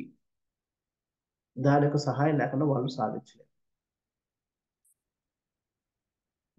అందువల్ల అంచేత మనకి ఎవరైతే మనం భక్తి కోసం భక్తి ద్వారా మాత్రమే భగవంతుని మనం సంతోషపెట్టగలన్న విషయం తెలుసుకున్నాడు వాడు మొత్తం సర్వజ్ఞానుడు అని అర్థం. అది తెలుసుకోకుండా మిగతాది ఎంత భగవంతుడు ఇలా ఉంటాడు, అలా ఉంటాడు, అలా వ్యవహరిస్తాడు, ఇలా వ్యవహరిస్తాడు, అలాగా ప్రతిస్పందిస్తాడు, ఇలా ప్రతిస్పందిస్తాడు. మనకి భగవద్గీతలో ఉన్న ఏ యదామం ప్రపంచ శ్లోకాలన్నీ తెలుసు, కానీ లాభం లేదు. ఎందుకని భక్తి ద్వారా నేను ఆయన సంతోషపడతాన విషయం తెలియనప్పుడు ఆ జ్ఞానవంతుడికి ఏమి లాభం లేదు. అది ఎప్పుడైతే మనం యూనో భక్తి ద్వారా తెలుసుకుంటాం అనుకుంటాం. అప్పుడు మనం మన సంపూర్ణ ధర్మాన్ని మనం అందుకని భక్తి ద్వారా మనం భగవంతుని సంతోషపెడతాం కాబట్టి భక్తి చేస్తున్నాం అన్నప్పుడు మనం మన ధర్మాన్ని మనం సంపూర్ణంగా నిర్వర్తిస్తున్నట్టు అర్థం. అది లేకపోతే లేదు.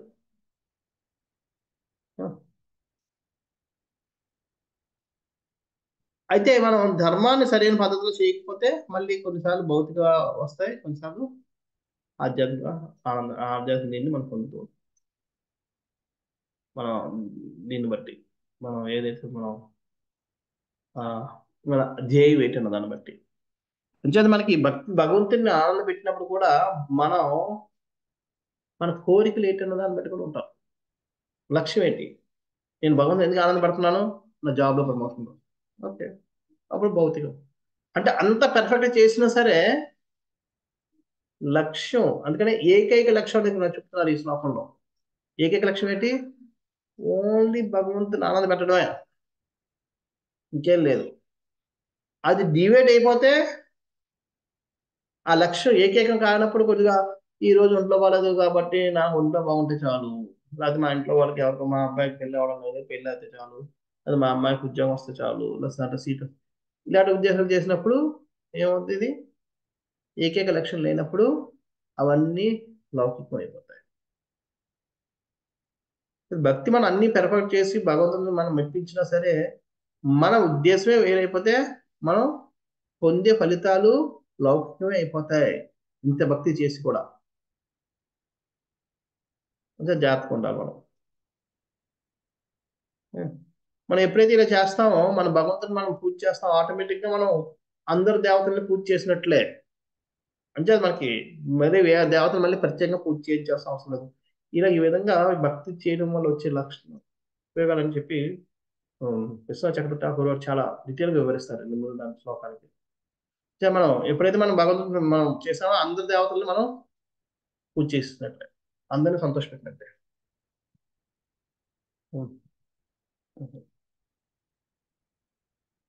అంటే ఇక్కడ ఇప్పుడు ఈ 14వ శ్లోకంలో మనం భాష మనం చర్చిస్తే దాంట్లో ప్రభుపాద వారు చెప్తారు, కానీ అయోగ్యుడైన వాని యొక్క మిథ్యా కీర్తనం ఆ వ్యక్తికి కానీ సంఘంలోకి కానీ ఎట్టి లాభం చేకూర్చదు. కీర్తనం అంటే ఏంటి? పొగడ్డం. అయోగ్యుడైన వాడిని మనం పొగడి మనం చేసి ఆయన గొప్పదనం చేస్తే అది ఆయనకి కానీ సంఘానికి కానీ ఎట్టి లాభం చేకూర్చదు. అటువంటి ప్రచారం తాత్కాలిక ఫలితం లభించడం ఆ ఫలితం శాశ్వత ప్రభావం చూపలేవు. కనుక అటువంటి కార్యములు నిత్యముగా కాల వ్యయములై ఉన్నవి. మనం అనర్హుణ్ణి కీర్తన చేయకూడదు. మన కీర్తన ఎవరు చేయాలి? కృష్ణుడు. ఏకైక లక్ష్యం ఏంటి? కృష్ణుని సంతోషపెట్టాలి, అది కృష్ణుడు. అందుకనే శ్రవణం అంటే ఎవరు పడితే వాళ్ళు కాదు. కొంతమంది వస్తుంటారు, మీరు చాలా బాగా చేస్తారు, అది చేస్తాను. మళ్ళీ అక్కడికి వచ్చేటప్పటికి నాకు కృష్ణుడు అంటే ఇష్టం అండి అంటారు. మళ్ళీ వాళ్ళకి వచ్చేటప్పటికి మొత్తం అందరి పేర్లు తీసుకుంటారు. ఆ బాబా, ఈ బాబా, ఇది, అది, ఆ గురువు, ఇది, అందరి పేర్లు. అది సంపూర్ణం కాదు, అసంపూర్ణ అండర్స్టాండింగ్. అంచేత ఏకైక లక్ష్యం దేవాదేవ శ్రీకృష్ణ, అంతే, ఇంకేం లేదు. నా జీవితంలో ఏం జరిగినా లేదు, ఆయన తెలుసుకోవడం, ఆయన ఆనందపడడం. మిగతా వాళ్ళకే ఇలా చేస్తే ఆయన ఆనందపడతాడు, ఈయన ఆనందపడతాడు, ఈయన పెడతాడు, అది అవుతుంది, ఇది అవుతుంది, నాకు అవసరం లేదు. ఆయన ఆనందంగా ఉన్నారు లేదా కృష్ణుడు లేదు, తీసేయి. ఒకటే లక్ష్యం ఉండాలి మనకి. అప్పుడు సంసిద్ధి హరితోషణం విషయాన్ని మనం తెలుసుకుంటాం. దాని ద్వారా పరతత్వంలో కూడా హైయెస్ట్ రియలైజేషన్ అయినా అనుభూతి అయినా భగవాన్ అనుభూతి మనం పొందగలుగుతాం. అందుకనే విశ్వనాథ చక్రవర్తి ఠాకూర్ వారు రాస్తారు,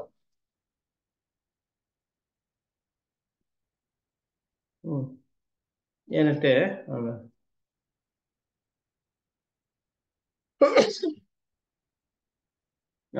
సారీ శ్రీధర్ స్వామి వారు రాస్తారు, ఏదైనా మతం, రిలీజన్ వితౌట్ డివోషన్, భక్తి లేకుండా ఉన్న మతం అది వెట్టి చాకిరీ లాంటిది. మతం అంటే అర్థం ఏంటి? కొన్ని నమ్మకాలు ఏవో పెట్టుకున్నారు, దాన్ని అభ్యాసం చేస్తూ ఉన్నారు, అది మతం అంతే. అంతే కదా. ఇప్పుడు హిందూ ధర్మం అంటే వాళ్ళు, హిందూ మతం అంటే వాళ్ళు కొన్ని రకాలైన ఏవో పెట్టుకున్నారు, ఆ విధంగా నడుస్తున్నారు. క్రిస్టియన్ అన్న వాళ్ళు క్రిస్టియన్ ఏవో కొన్ని నియమాలు పెట్టుకున్నారు, అలా అలా అభ్యాసం చేస్తున్నారు. ముస్లిం అన్న ముస్లిం. మతం అంటే ఏంటంటే కొన్ని మనం నమ్మేమో వాటిని అభ్యాసం చేస్తాం, ఆ పద్ధతిలో మనం జీవించాలని నిర్ణయించుకున్నాం. కానీ వాటి యొక్క ఉద్దేశం భక్తి లేకపోతే,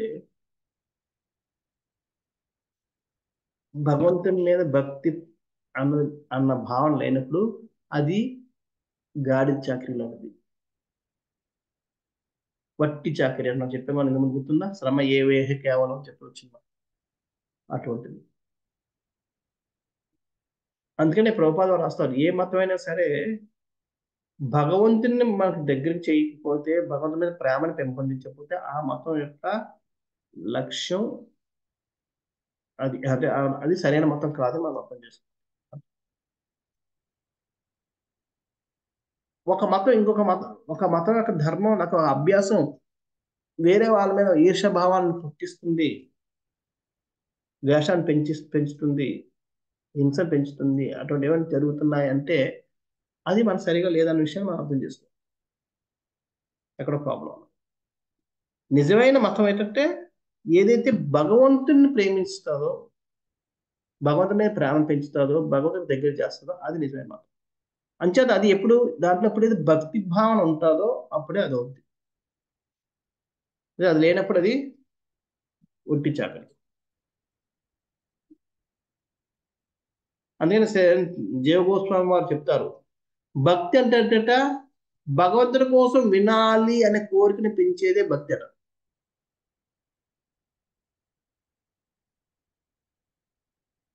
అందుకే మనకు తెలుసు నిజమైన ప్రేమ అంటే ఏంటంటే, ఎవరికైతే మన ప్రేమ మనం ఎవరైనా ప్రేమిస్తున్నాం, లేదంటే ఎవరైనా మనం అభిమానిస్తున్నాం అంటే వారి కోసం వినాలనిపిస్తుంటుంది, ఎంత చెప్పినా వినాలనిపిస్తుంది, ఇంకా ఇంకా ఇంకా. అది నిజమైన ప్రేమ. భక్తి అంటే ప్రేమ. ప్రేమలో రెండు రకాలు ఉంటాయి, కామంతో కూడిన ప్రేమ, లేకపోతే లాభంతో కూడిన ప్రేమ. కానీ భక్తి అనేది శుద్ధ ప్రేమ. అది అందుకే భక్తి అన్నది ప్రేమే, కానీ ప్రేమలో శుద్ధమైన ప్రేమ. అంటే ఎటువంటి ఆశాభావం ఎటువంటి లేదు, అలా అపేక్ష ఇంకేం లేదు, జస్ట్ అంతే ప్రేమిస్తున్నాను, అది అలాంటి ఉంటుంది. అది దాన్ని భక్తి అంటాం, లేదా ప్రేమ కేటగిరీలో వస్తుంది. భక్తి అనేది ప్రేమ కంటే ఒక మెట్టు ఎక్కువ. ఎందుకంటే ప్రేమే, కానీ శుద్ధ స్థితిలో ఎటువంటి ఫలాపేక్ష లేదు, ఎటువంటి ఆశాభావం లేని ఉండే అప్పుడు అది భక్తి అంటాం, లేదా అది ప్రేమ కింద ఉండిపోద్ది. ఇంచేత అప్పుడు అందుకనే అటువంటి భక్తి చేస్తే దానికి ఒక రిజల్ట్ ఏంటి? ఆయన కోసం ఇంకా వినాలనే కోరిక పుట్టిస్తారు. అంటే మనలో ఆ కోరిక పెరుగుతుందంటే మన భక్తి సరైన పద్ధతిలో చేస్తాను మనం గుర్తించుకోవచ్చు. భక్తి సరిగ్గా చేస్తున్నామంటే అర్థం ఏంటి? భగవంతుడు సంతోషపడినట్టు.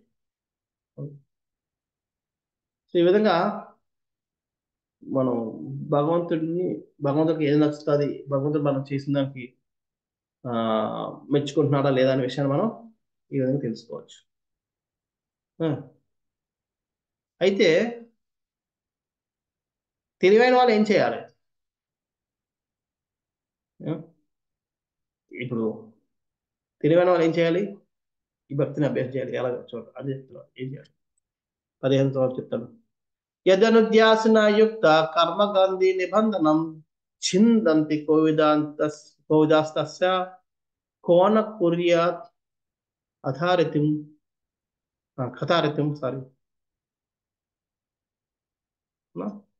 బుద్ధివంతులైన వారు శ్రీకృష్ణుని స్మరణమును దివ్య కటకమును చేబూని కర్మ గ్రంథిని తెంపివేయుచున్నారు కనుక ఎవరు ఆ దేవదేవుని కథలు ఎంతో శ్రద్ధ కనబరుచుకుంటారు. బుద్ధివంతులు ఏం చేస్తారు? కర్మ గ్రంథి అంటే, అది గ్రంథి అంటే ఇక్కడ అర్థం ఏంటంటే తెలిసే గ్రంథి అంటే ముడి కదా ముడి ప్రభు ముండి, చిక్కుముడి. కర్మ అన్న చిక్కుముడిలో మనం అందరం బంధితులు అయిపోయాం. ఎందుకని ఏ కర్మ చేసినా ఏం చేసినా కర్మ ఫలితం వచ్చేస్తుంది. ఈ కర్మ అనే దాంట్లో చిక్కుల్లో కూర్చోం. ఆ కర్మ గ్రంథిని చిందంతి, నరికివేయాలి. దేంతో? కృష్ణ స్మరణం అనే గ్రంథి.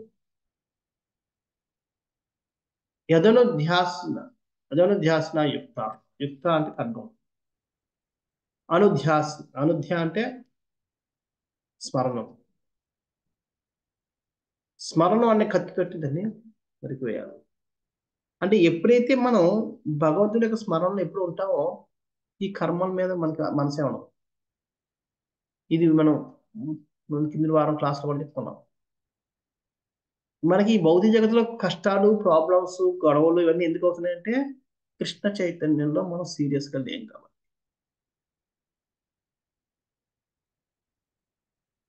ఇప్పుడు మీరు పెళ్లి అడవుల్లో ఉన్నారనుకోండి, ఎప్పుడైనా వచ్చి రేపు పెళ్లి, ఈరోజు వచ్చి మనం పిక్నిక్ వెళ్తున్నాం, రండి పిక్నిక్ వెళ్తాం, మీకోసం సినిమా టికెట్ తీసుకొచ్చాను రండి అంటే వెళ్తాం. వెళ్ళిన బాబా తర్వాత మాకు ముందు పెళ్లి పనులు చాలా ఉన్నాయి. అదే పెళ్లిలో సీరియస్ కాదనుకోండి, అబ్బా చచ్చిపోతున్నాను, ఎప్పుడు బ్రేక్ తీసుకుంటాను కదా, వెళ్ళిపోదాం అని చెప్పి వెళ్ళిపోతాం. సేమ్ మనం ఇన్ని సమస్యలు ఇవి అవి కొట్టుకుంటున్నాం అంటే అర్థం ఏంటంటే మన ఫోకస్ భక్తి మీద లేదు. భక్తి మీద ఉంటే మన స్థాయి ఏంటి, మనం ఎక్కడికి వెళ్ళాల్సిన పరిస్థితి, ఎక్కడ మనం ఏ స్థాయికి ఎదగాలి, మనం ఎన్ని మార్పులు తెచ్చుకోవాలి, ఇవన్నీ జరగడం లేదు. తాపన ఉంటే, ఆ భయం ఉంటే, ఆ ఆతృత ఉంటే ఈ చిన్న చిన్న ప్రాబ్లమ్స్ కోసం వాడు ఇలాగన్నాడు లేదా ఇలాగన్నారు, ఈ చిన్నది ఆ చిన్నది పట్టుకొని మనం కొట్లాడుకో.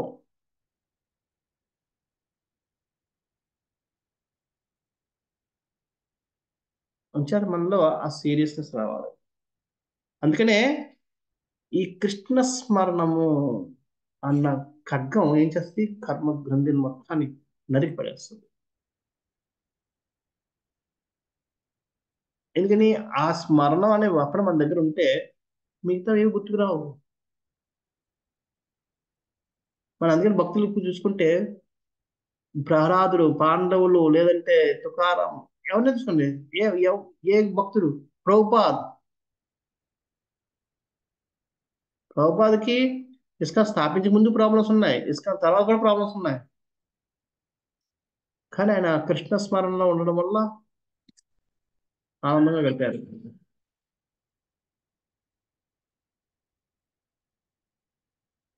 అంచేత ఆ స్మరణం ఉన్నప్పుడు ఈ ప్రాబ్లమ్స్ గుర్తుకురావు. ప్రహ్లాదుడు వాళ్ళ తండ్రి రోజుకు ఒక కఠోర పరీక్ష పెట్టి చంపేయాలని చూస్తున్నాడు, ఆయన ఆనందంగా భజన చేసుకుంటున్నాడు. అరే అక్కడ నన్ను చంపడానికి తీసుకెళ్తున్నారన్న భయం లేదు, ఏమీ లేదు. ప్రహ్లాదుని ఎత్తి అడిగానంటే మనమైతే వెనకలాగి మనల్ని 4 ఎత్తుకుని తీసుకెళ్ళాలి, ఆయన నడిపించి తీసుకెళ్లేవారు. పద అంటే పద. మన పరిస్థితి ఆలోచించుకోండి ఎలా ఉంటుందో. 4 పట్టుకున్నా సరే ఇంకా చెప్పుకొని 10 మంది పట్టుకున్నా సరే ఇంకా ఏదో ట్రై చేస్తుంటాం పారిపోవడానికి. ప్రహ్లాద్ లేదు, పద కొండ మీద పద. దానికి పెద్ద ప్రాబ్లం అక్కడ ఉంది. నేను భగవంతు స్మరణ చేయాలి, భగవంతుడికి వెళ్ళాలి, ఇది పెద్ద సమస్య కదా నాకు. అంచేత మనం ఈ కృష్ణ స్మరణ ఖడ్గంతో కర్మగ్రంథి తెంపివేయాలి. ఆ స్మరణ ఎలాగ వస్తుంది, ఎప్పుడైతే శ్రవణం చేస్తాం. అందుకనే కోన కుర్యాత్ కథారతి, ఎవరు దేవదేవుని కథల యందు శ్రద్ధను కనబరచరు. అంచేత మనం స్మరణం పెంచుకోవాలి. కాబట్టి స్మరణ పెంచాలంటే శ్రవణం చేయాలి. మనం ఎంత శ్రవణం చేస్తామో అంత స్మరణం పెరుగుతూ ఉంటుంది. అంచేత నిజంగా ఈ కర్మ గ్రంథిని పెంచాలనుకున్నవాడు ఎందుకు కృష్ణుని యొక్క కథ వినడానికి ఆసక్తి చూపించడు అని, అంటే కృష్ణ ఆసక్తి చూపిస్తాడు అని అర్థం అని ఇక్కడ చెప్తున్నాను. ఇక్కడ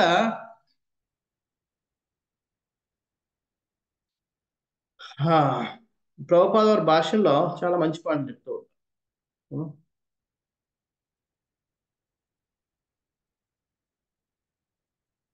ఎవరిని ఈ ముక్తి ఫాలో అవుతుంటుంది, ముక్తి ఎవరి కోసం ఎదురు చూస్తూ ఉంటుంది. ప్రభుపాద ఫస్ట్ ముందు కర్మ వలయం నుండి విడుదలయ్యే మోక్షం అనబడును. అసలు మోక్షం అంటే చెప్తారు, కర్మ వలయం నుంచి బయటపడు.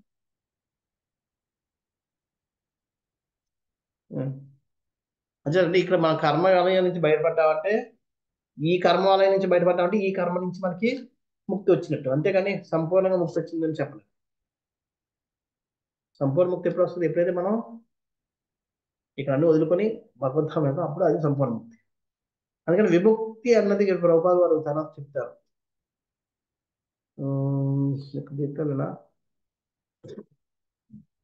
విముక్తి అంటే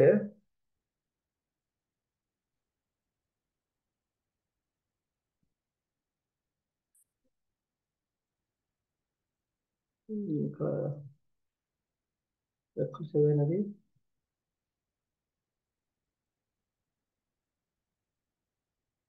విముక్తి అంటే భగవంతుని యొక్క స్మరణం మీద, అంటే శ్రవణం మీద ఆసక్తి కలిగించుకోవడమే అని రాస్తారు. గుర్తులేదు. అదే ముక్తి అంటే కర్మ వలయం నుంచి బయటపడడం, విముక్తి అంటే బయటపడడం ఒకటే కాదు, భగవంతుని యొక్క శ్రవణం మీద ఆసక్తి కలిగించుకోవడం అని విముక్తి. అంటే ఇక్కడ ఆ ముక్తి ఎవరు వెనకాల పడుతుంది, ఎవరు ఫాలో అవుతుంటుంది చెప్తున్నాను. ఫస్ట్ అటువంటి మోక్షము దేవదేవుని కృష్ణుని దివ్యలీలను నిరంతరము స్మరించు భక్తులకు అప్రయత్నంగా సిద్ధించును. అది ఎవరైతే కృష్ణ యొక్క లీలని స్మరిస్తూ ఉంటారో వాళ్ళని సిద్ధిస్తుంది, అంటే వాళ్ళ వెనకాల పడుతుంది. నన్ను అంగీకరించండి, నన్ను యాక్సెప్ట్ చేయండి అని వాళ్ళు వద్దైనా సరే ఈ బంధాల నుంచి, ఈ బాధల నుంచి ముక్తి వచ్చేస్తుంది. ఒకటోది. రెండో పారాగ్రాఫ్ చెప్తాను. భౌతిక బంధన ముక్తి అన్నది భక్తి యొక్క సేవ అనేది గౌణ ఫలమే ఉన్నది. ఈ భౌతిక బంధాల నుంచి ఈ కర్మ గ్రంథిని మనం ఛేదించడం అనేది దానికోసం ప్రత్యేకంగా భక్తి చేయక్కర్లేదు. భక్తి చేసేది ఒక సెకండరీ రిజల్ట్. ఎలాగంటే మనం ఇడ్లీ ఆర్డర్ చేస్తే చట్నీ ఎలాగైతే వస్తుందో, చట్నీ కోసం మళ్ళీ ఆర్డర్ చేయక్కర్లేదు, అవునా కదా? అదేవిధంగా భక్తి చేస్తే దాని యొక్క గౌణ ఫలం ఏంటి? ఈ భౌతిక బంధాల నుంచి ముక్తి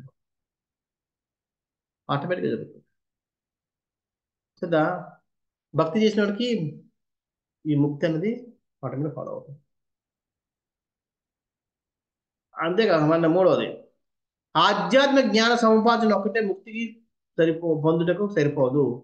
మన ఆధ్యాత్మిక జ్ఞానాన్ని మొత్తం పొందించినంత మాత్రాన మనం ముక్తిని పొందినట్లు కాదు. జ్ఞానం చాలా మందికి ఉంటుంది. భగవద్గీత అందరికీ తెలుసు, చాలా మందికి 700 శ్లోకాలు వచ్చేసు. వాళ్ళందరూ ముక్తులు కాదు. అంచేత జ్ఞానం ఒకటే సరిపోదు, మరేం కావాలట? అట్టి జ్ఞానం భక్తితో మిళితమై క్రమముగా అంతిమ భక్తియుక్త సేవయే ప్రధానమైనదిగా మారినప్పుడు ముక్తి సంభవించగలదు. ఎప్పుడైతే ఆ జ్ఞానం భక్తితో కలిసి భక్తియుక్త సేవకు మారుతుందో అట్టింటి వాళ్ళు ముక్తి అనుసరిస్తుంది.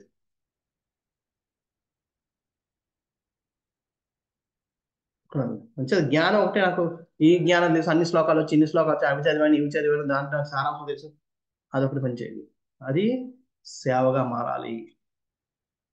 అందుకనే మనం కూడా మనకి సేవలు చేసేది దానికోసమే. లేకపోతే మనం కూడా ఇంట్లో కూర్చొని జపం చేసుకుని చదువుకుంటే సరిపోదు. కానీ మందిరం వచ్చి సేవలు ఎందుకు చేస్తామంటే దాని ఉద్దేశం అది.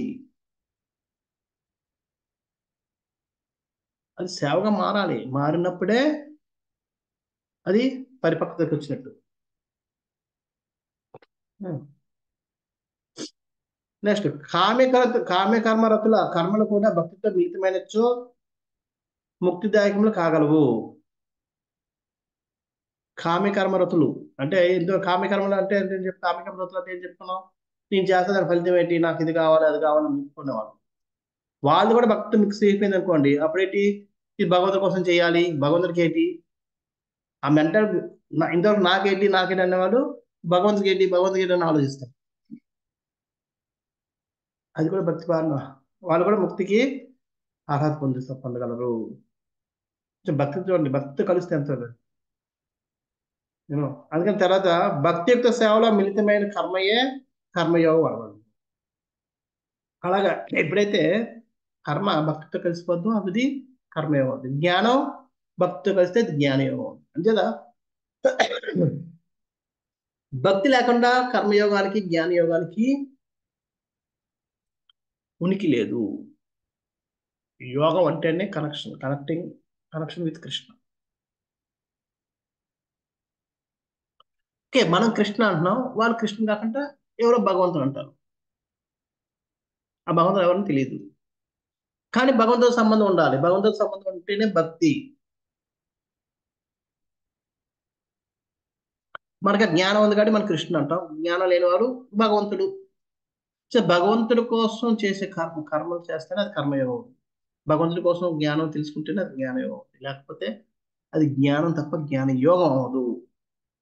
అందుకని ప్రభుపాద వారు యోగం అంటే లింక్ విత్ కృష్ణ.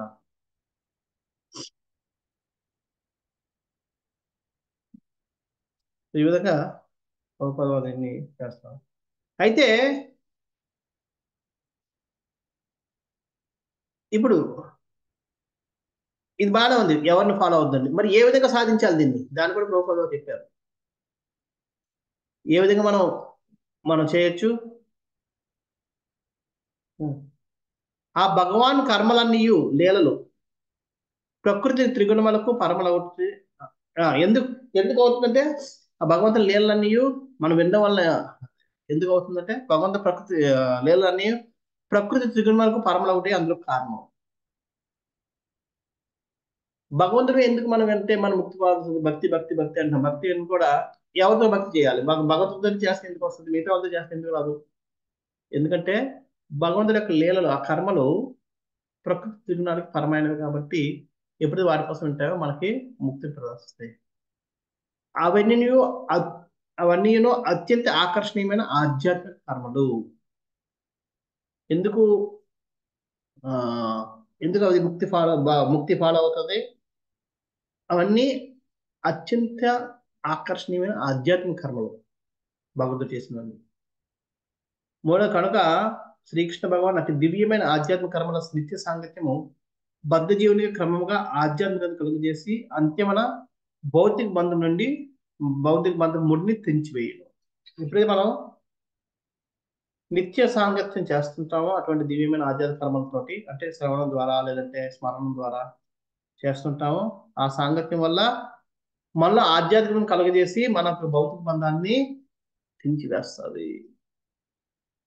ఈ విధంగా మనం ఈ కర్మల నుంచి బయటపడవచ్చు. ఈ విధంగా మనం 8వ శ్లోకం 15వ శ్లోకం వరకు మనం చేసే కర్మలని ఏ విధంగా భక్తి కోసమే చేయాలన్న విధాన్ని మనం చర్చించాం. 16 నుంచి 21వ శ్లోకం వరకు ఎలాగా మన భక్తిలో ప్రోగ్రెస్ పురోగతి చెందే విధానం స్టెప్స్ అనేవి ఇక్కడ వివరిస్తూ ఉంటారు. అది మనం వచ్చేవారు చెప్దాం.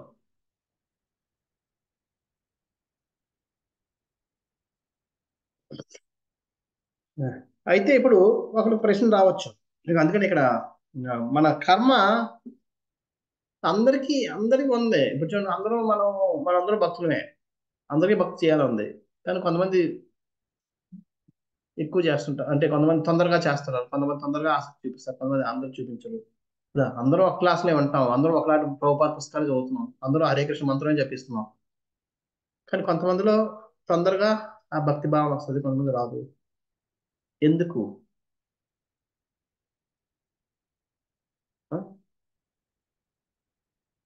ఎందుకంటే మనకి అది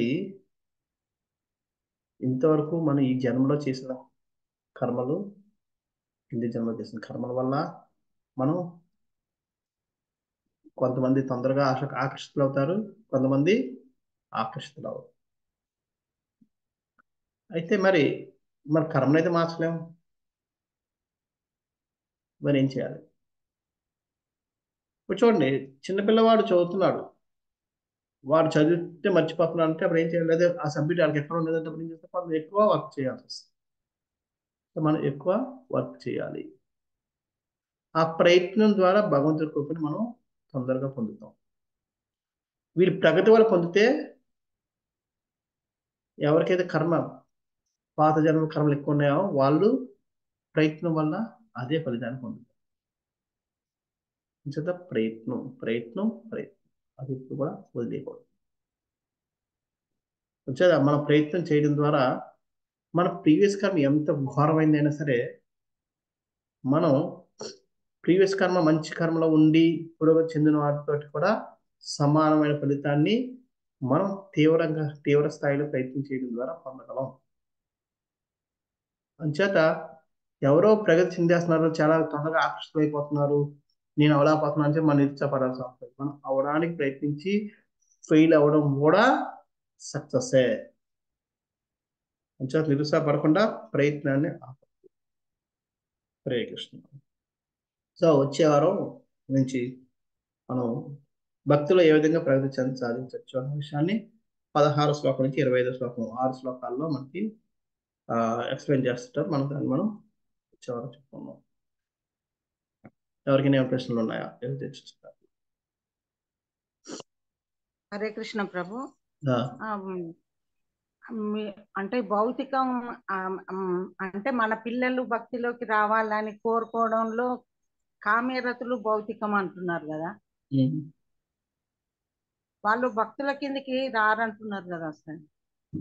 అంటే ఏమవుతుందంటే అది మన స్థాయిలో, మన కనిష్ట స్థాయిలో ఉన్న మన భక్తులు కోరుకున్నప్పుడు ఏమవుతుందంటే ఈ రోజు అది తీరితే నెక్స్ట్ ఇంకోటి అవుతుంది. ఇప్పుడు మన పిల్లలు భక్తిలోకి రావాలని కోరుకోవడం అనేది భక్తుల యొక్క సహజం అనేది కాదంటున్నారు. అదే నేను అంటే వాళ్ళు భక్తులకు వస్తారు, మనం ఏం చేస్తాం? ఇంకోటి కోరుకోవడం మొదలు పెడతాం. ఆ విధంగా కోరుకోవడం తప్పంటారా అని అడుగుతున్నాను. అది రైటే, కానీ దానివల్ల మనకి ఏమవుతుందంటే రైటే, కానీ మనం అది అక్కడితో ఆపేసుకోగలిగితే మంచిది. అది ఏమవుతుందంటే దాన్ని దారి తీస్తూ ఉంటుంది.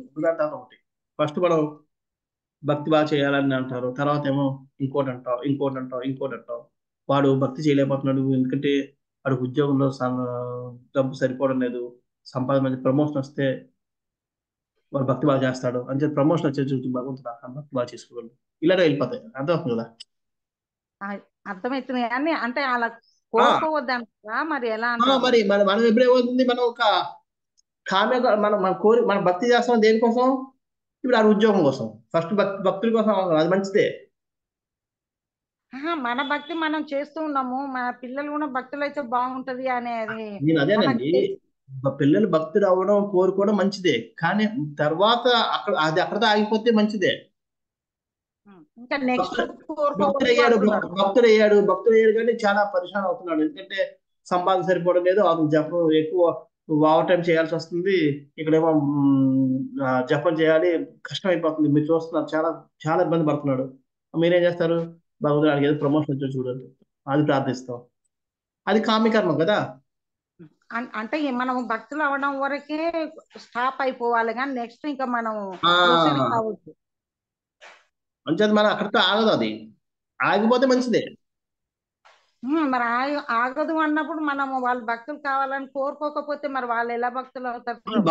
భక్తులు అయిపోయాడు కదా, ఇప్పుడు ఆ కష్టాలు పడతాం, పని ఏమండి?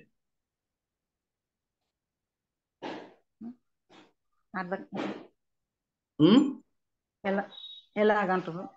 ఇప్పుడు వాళ్ళకి భక్తులు అవ్వాలనుకున్నాం, భక్తులు లేడు, ఇప్పుడు భక్తులకు వచ్చాడు. భక్తులకు వస్తే కష్టం ఎక్కువ అవుద్ది. ఎందుకంటే భక్తులు కాని వాళ్ళు ఏంటి, వాళ్ళ పనులు ఉద్యోగం చేసుకుంటే అయిపోయింది.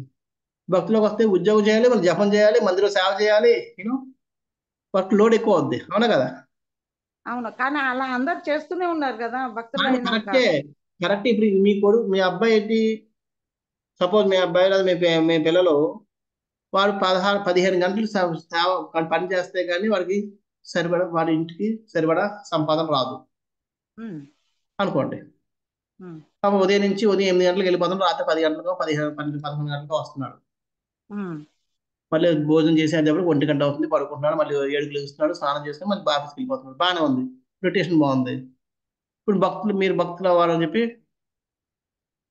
ఆయన ప్రార్థన కోరుకుంటున్నారు. చేశారు, భక్తుడు అయిపోయాడు. భక్తుడు అయిపోతే ఎక్స్ట్రా 2 గంటలు జపం చేయాలి.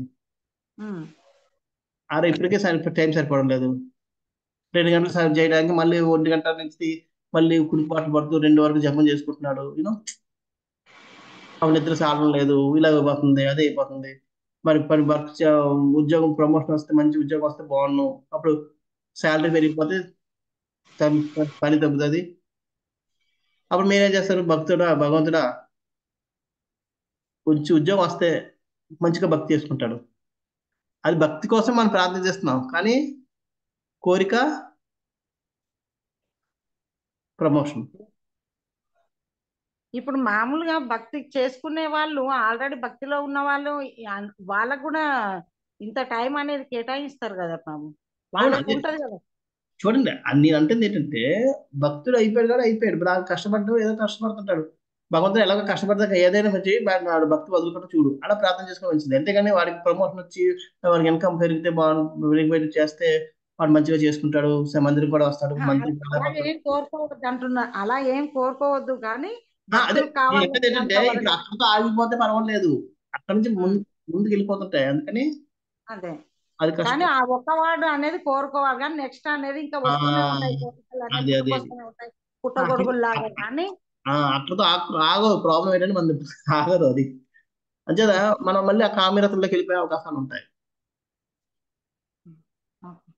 అది అలా కాకుండా మీరు భక్తుడు అయిపోవాలని కోరుకున్నాడు, భక్తుడు అయిపోయాడు, ఆడు ఏదో కష్టపడుతున్నాడు, ఏదో నష్టపడుతున్నాడు, ఏదో ఒకటి ఉంటాయి, భక్తుడు అయ్యాడు చాలు, వదిలేయాలి, అక్కడ వదిలేయాలి. వదిలేస్తే బెస్ట్. ఇప్పుడు ఇంకొకటి ప్రభు, ఇక్కడ ద్వితీయ శ్రేణి వాళ్ళు మూడులను, వాళ్ళ అసూయగ్రస్తులను తెలుసుకొని ఉన్నారు అని అంటే వాళ్ళు దానిని అధిగమించుతారన్నట్ట ప్రభు. తెలుసుకుంటారు. అందుకంటే వీడు అజ్ఞానంతో ఇలా వ్యవహరిస్తున్నాడు, వీడు అసూయతో వ్యవహరిస్తున్నాడు అని తెలుసుకుంటాడు. తెలుసుకుంటే వాళ్ళకి ప్రయోజనం ఏంటిది? వాళ్ళు దాన్ని అధిగమిస్తేనే కదా. వాళ్ళతో ఎలా వ్యవహరించాలో వ్యవహరిస్తారు కదా. వీడు అజ్ఞానం చేస్తున్నాడు కాబట్టి ఇది జ్ఞానం వేస్తే ఇది మారుతాడు అని వాళ్ళకి దూరంగా ఉంటారు అన్నట్ట. వాళ్ళకి జ్ఞానం ఇస్తారు, వాళ్ళు మారుస్తారు. అసూయతో ఉన్న వాడికి దూరంగా ఉంటారు. ఎందుకంటే అది జ్ఞానం ఇచ్చింది, జ్ఞానం ఉంది కాబట్టి అసూయ వచ్చింది. అసూయ ఎందుకు వస్తుంది?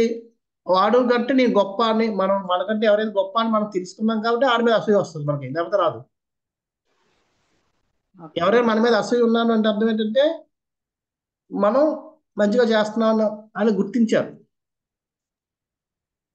అటువంటి అంటే జ్ఞానం ఉంది కాబట్టి ఉండి కూడా వ్యవహరిస్తున్నారంటే వాడికి మనం మళ్ళీ ప్రత్యేక జ్ఞానం ఇవ్వక్కర్లేదు. అంటే వాడి దగ్గరికి వెళ్తే ప్రాబ్లం, అంటే వాడి దగ్గరికి వెళ్ళరు. సో వ్యవహారాల్లో తేడా, ఎవరితో ఎలా వ్యవహారికాలు తెలుసుకుంటాడు. అంటే ఇతరులకు జ్ఞానాన్ని వీళ్ళు ఏ విధంగా ఇవ్వాలో తెలుసుకొని చూడండి, అజ్ఞానికి మనం జ్ఞానం ఇవ్వచ్చు, అసూయ పరికి జ్ఞానం ఇవ్వలేము. ఎందుకంటే జ్ఞానం ఉంది ఆల్రెడీ, అందుకని అసూయ వచ్చింది. నాకన్నా గొప్పవాడని అసూయ ఉంది అన్నది గుర్తించాడు కాబట్టి అసూయ వస్తుంది, అది అసూయ రాదు కదా. అది అంటే ఆడికి మళ్ళీ జ్ఞానం ఇవ్వాల్సిన అవసరం లేదు, ఇచ్చిన వేస్ట్. అంటే ఈ ద్వితీయ శ్రేణి వాళ్ళు ఎంతసేపు అందరికి ఈ విధంగా జ్ఞానాన్ని ఇచ్చే వాళ్ళే అన్నట్ట. అందుకనే ప్రభుపాద వారు ఉత్తమ శ్రేణి అని ఆయన ద్వితీయ శ్రేణికి వస్తారు. ప్రచార నిమిత్తం ఉత్తమ శ్రేణి భక్తుడు ఎప్పుడు ప్రచారం చేయలేడు. ఉత్తమ శ్రేణి భక్తుడు ద్వితీయ శ్రేణికి వచ్చి ద్వితీయ స్థాయి దిగజారి భక్తిస్తారు. అప్పుడు ఈయనకి ఇవ్వచ్చు, ఈయన మీద మనం ఈయన భక్తిని చేస్తాను, ఈయన కొద్దిగా ఇంట్రెస్ట్ ఉంది కానీ ఈయన కొద్దిగా మనం చెప్తే భక్తులు అవుతాడు, ఈ భక్తుడు ఏ రకం కాదు అంటే ఈయన వద్దులే. ఇలాగా మనం అవి దాన్ని పెట్టి వాళ్ళు చేస్తుంటారు. లేకపోతే ఏంటంటే వాడికి టైం అంతా వృధా అయిపోతుంది ఆ జ్ఞానం లేకపోతే. అర్థమవుతుంది కదా. అర్థమైంది. అంచేత వాళ్ళు ఉత్తమ అధికారి ఏంటంటే మంచి చెడు చూడు చెప్పుకుంటూ వెళ్ళిపోతుంటారు. కానీ మధ్యమ అధికారి ఏంటంటే ఎవరితో ఎంత మాట్లాడాలి, ఎంతసేపు మాట్లాడాలి. వీరికి కొంతమంది ముందుగా వాదిస్తుంటారు, అలాంటి వాళ్ళతో వాళ్ళు పట్టించుకోరు. రూపగోస్వామి దగ్గరికి రూప సనాతన ఒక పండితుడు వస్తాడు. వస్తే వాదించడు, నేను ఇది వాదించలేను అంటాడు. అయితే నువ్వు నాకు విజయపత్రం మీద నాకు సంతకం పెట్టిసి ఇచ్చే నిన్ను ఓడించని చెప్పంటే పెట్టిసి పంపించేస్తాడు. టైం వేస్ట్ అనుకున్నాడు.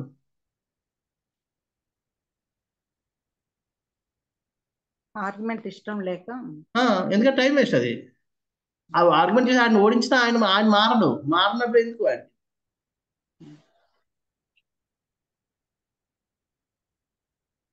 ఆ టైం వేస్ట్. దానివల్ల ఆయన మారి భక్తుడు అవుతాడంటే అప్పుడు టైం ఆర్గ్యుమెంట్ చేసి ఏదో కన్విన్స్ చేద్దాం, ఎందుకు లేదు, వేస్ట్ కదా అది. మధ్యమ అధికారి ఆ విధంగా వ్యవహరిస్తుంటారు. థ్యాంక్ యూ ప్రభు. హరే కృష్ణ.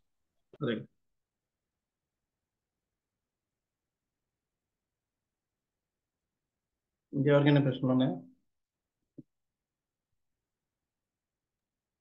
హరే కృష్ణ ప్రభుజీ. ప్రభుజీ ద్వితీయ స్కందంలో అది అడిగిన ప్రభుజీ. తృతీయ స్కందమా? Second Prabhuji, second canto. దీంట్లో ఎవరికైనా లేకపోతే అప్పుడు దీంట్లో ఎవరికైనా ఉన్నాయా ఇంకా ఈరోజు క్లాస్లో? Okay okay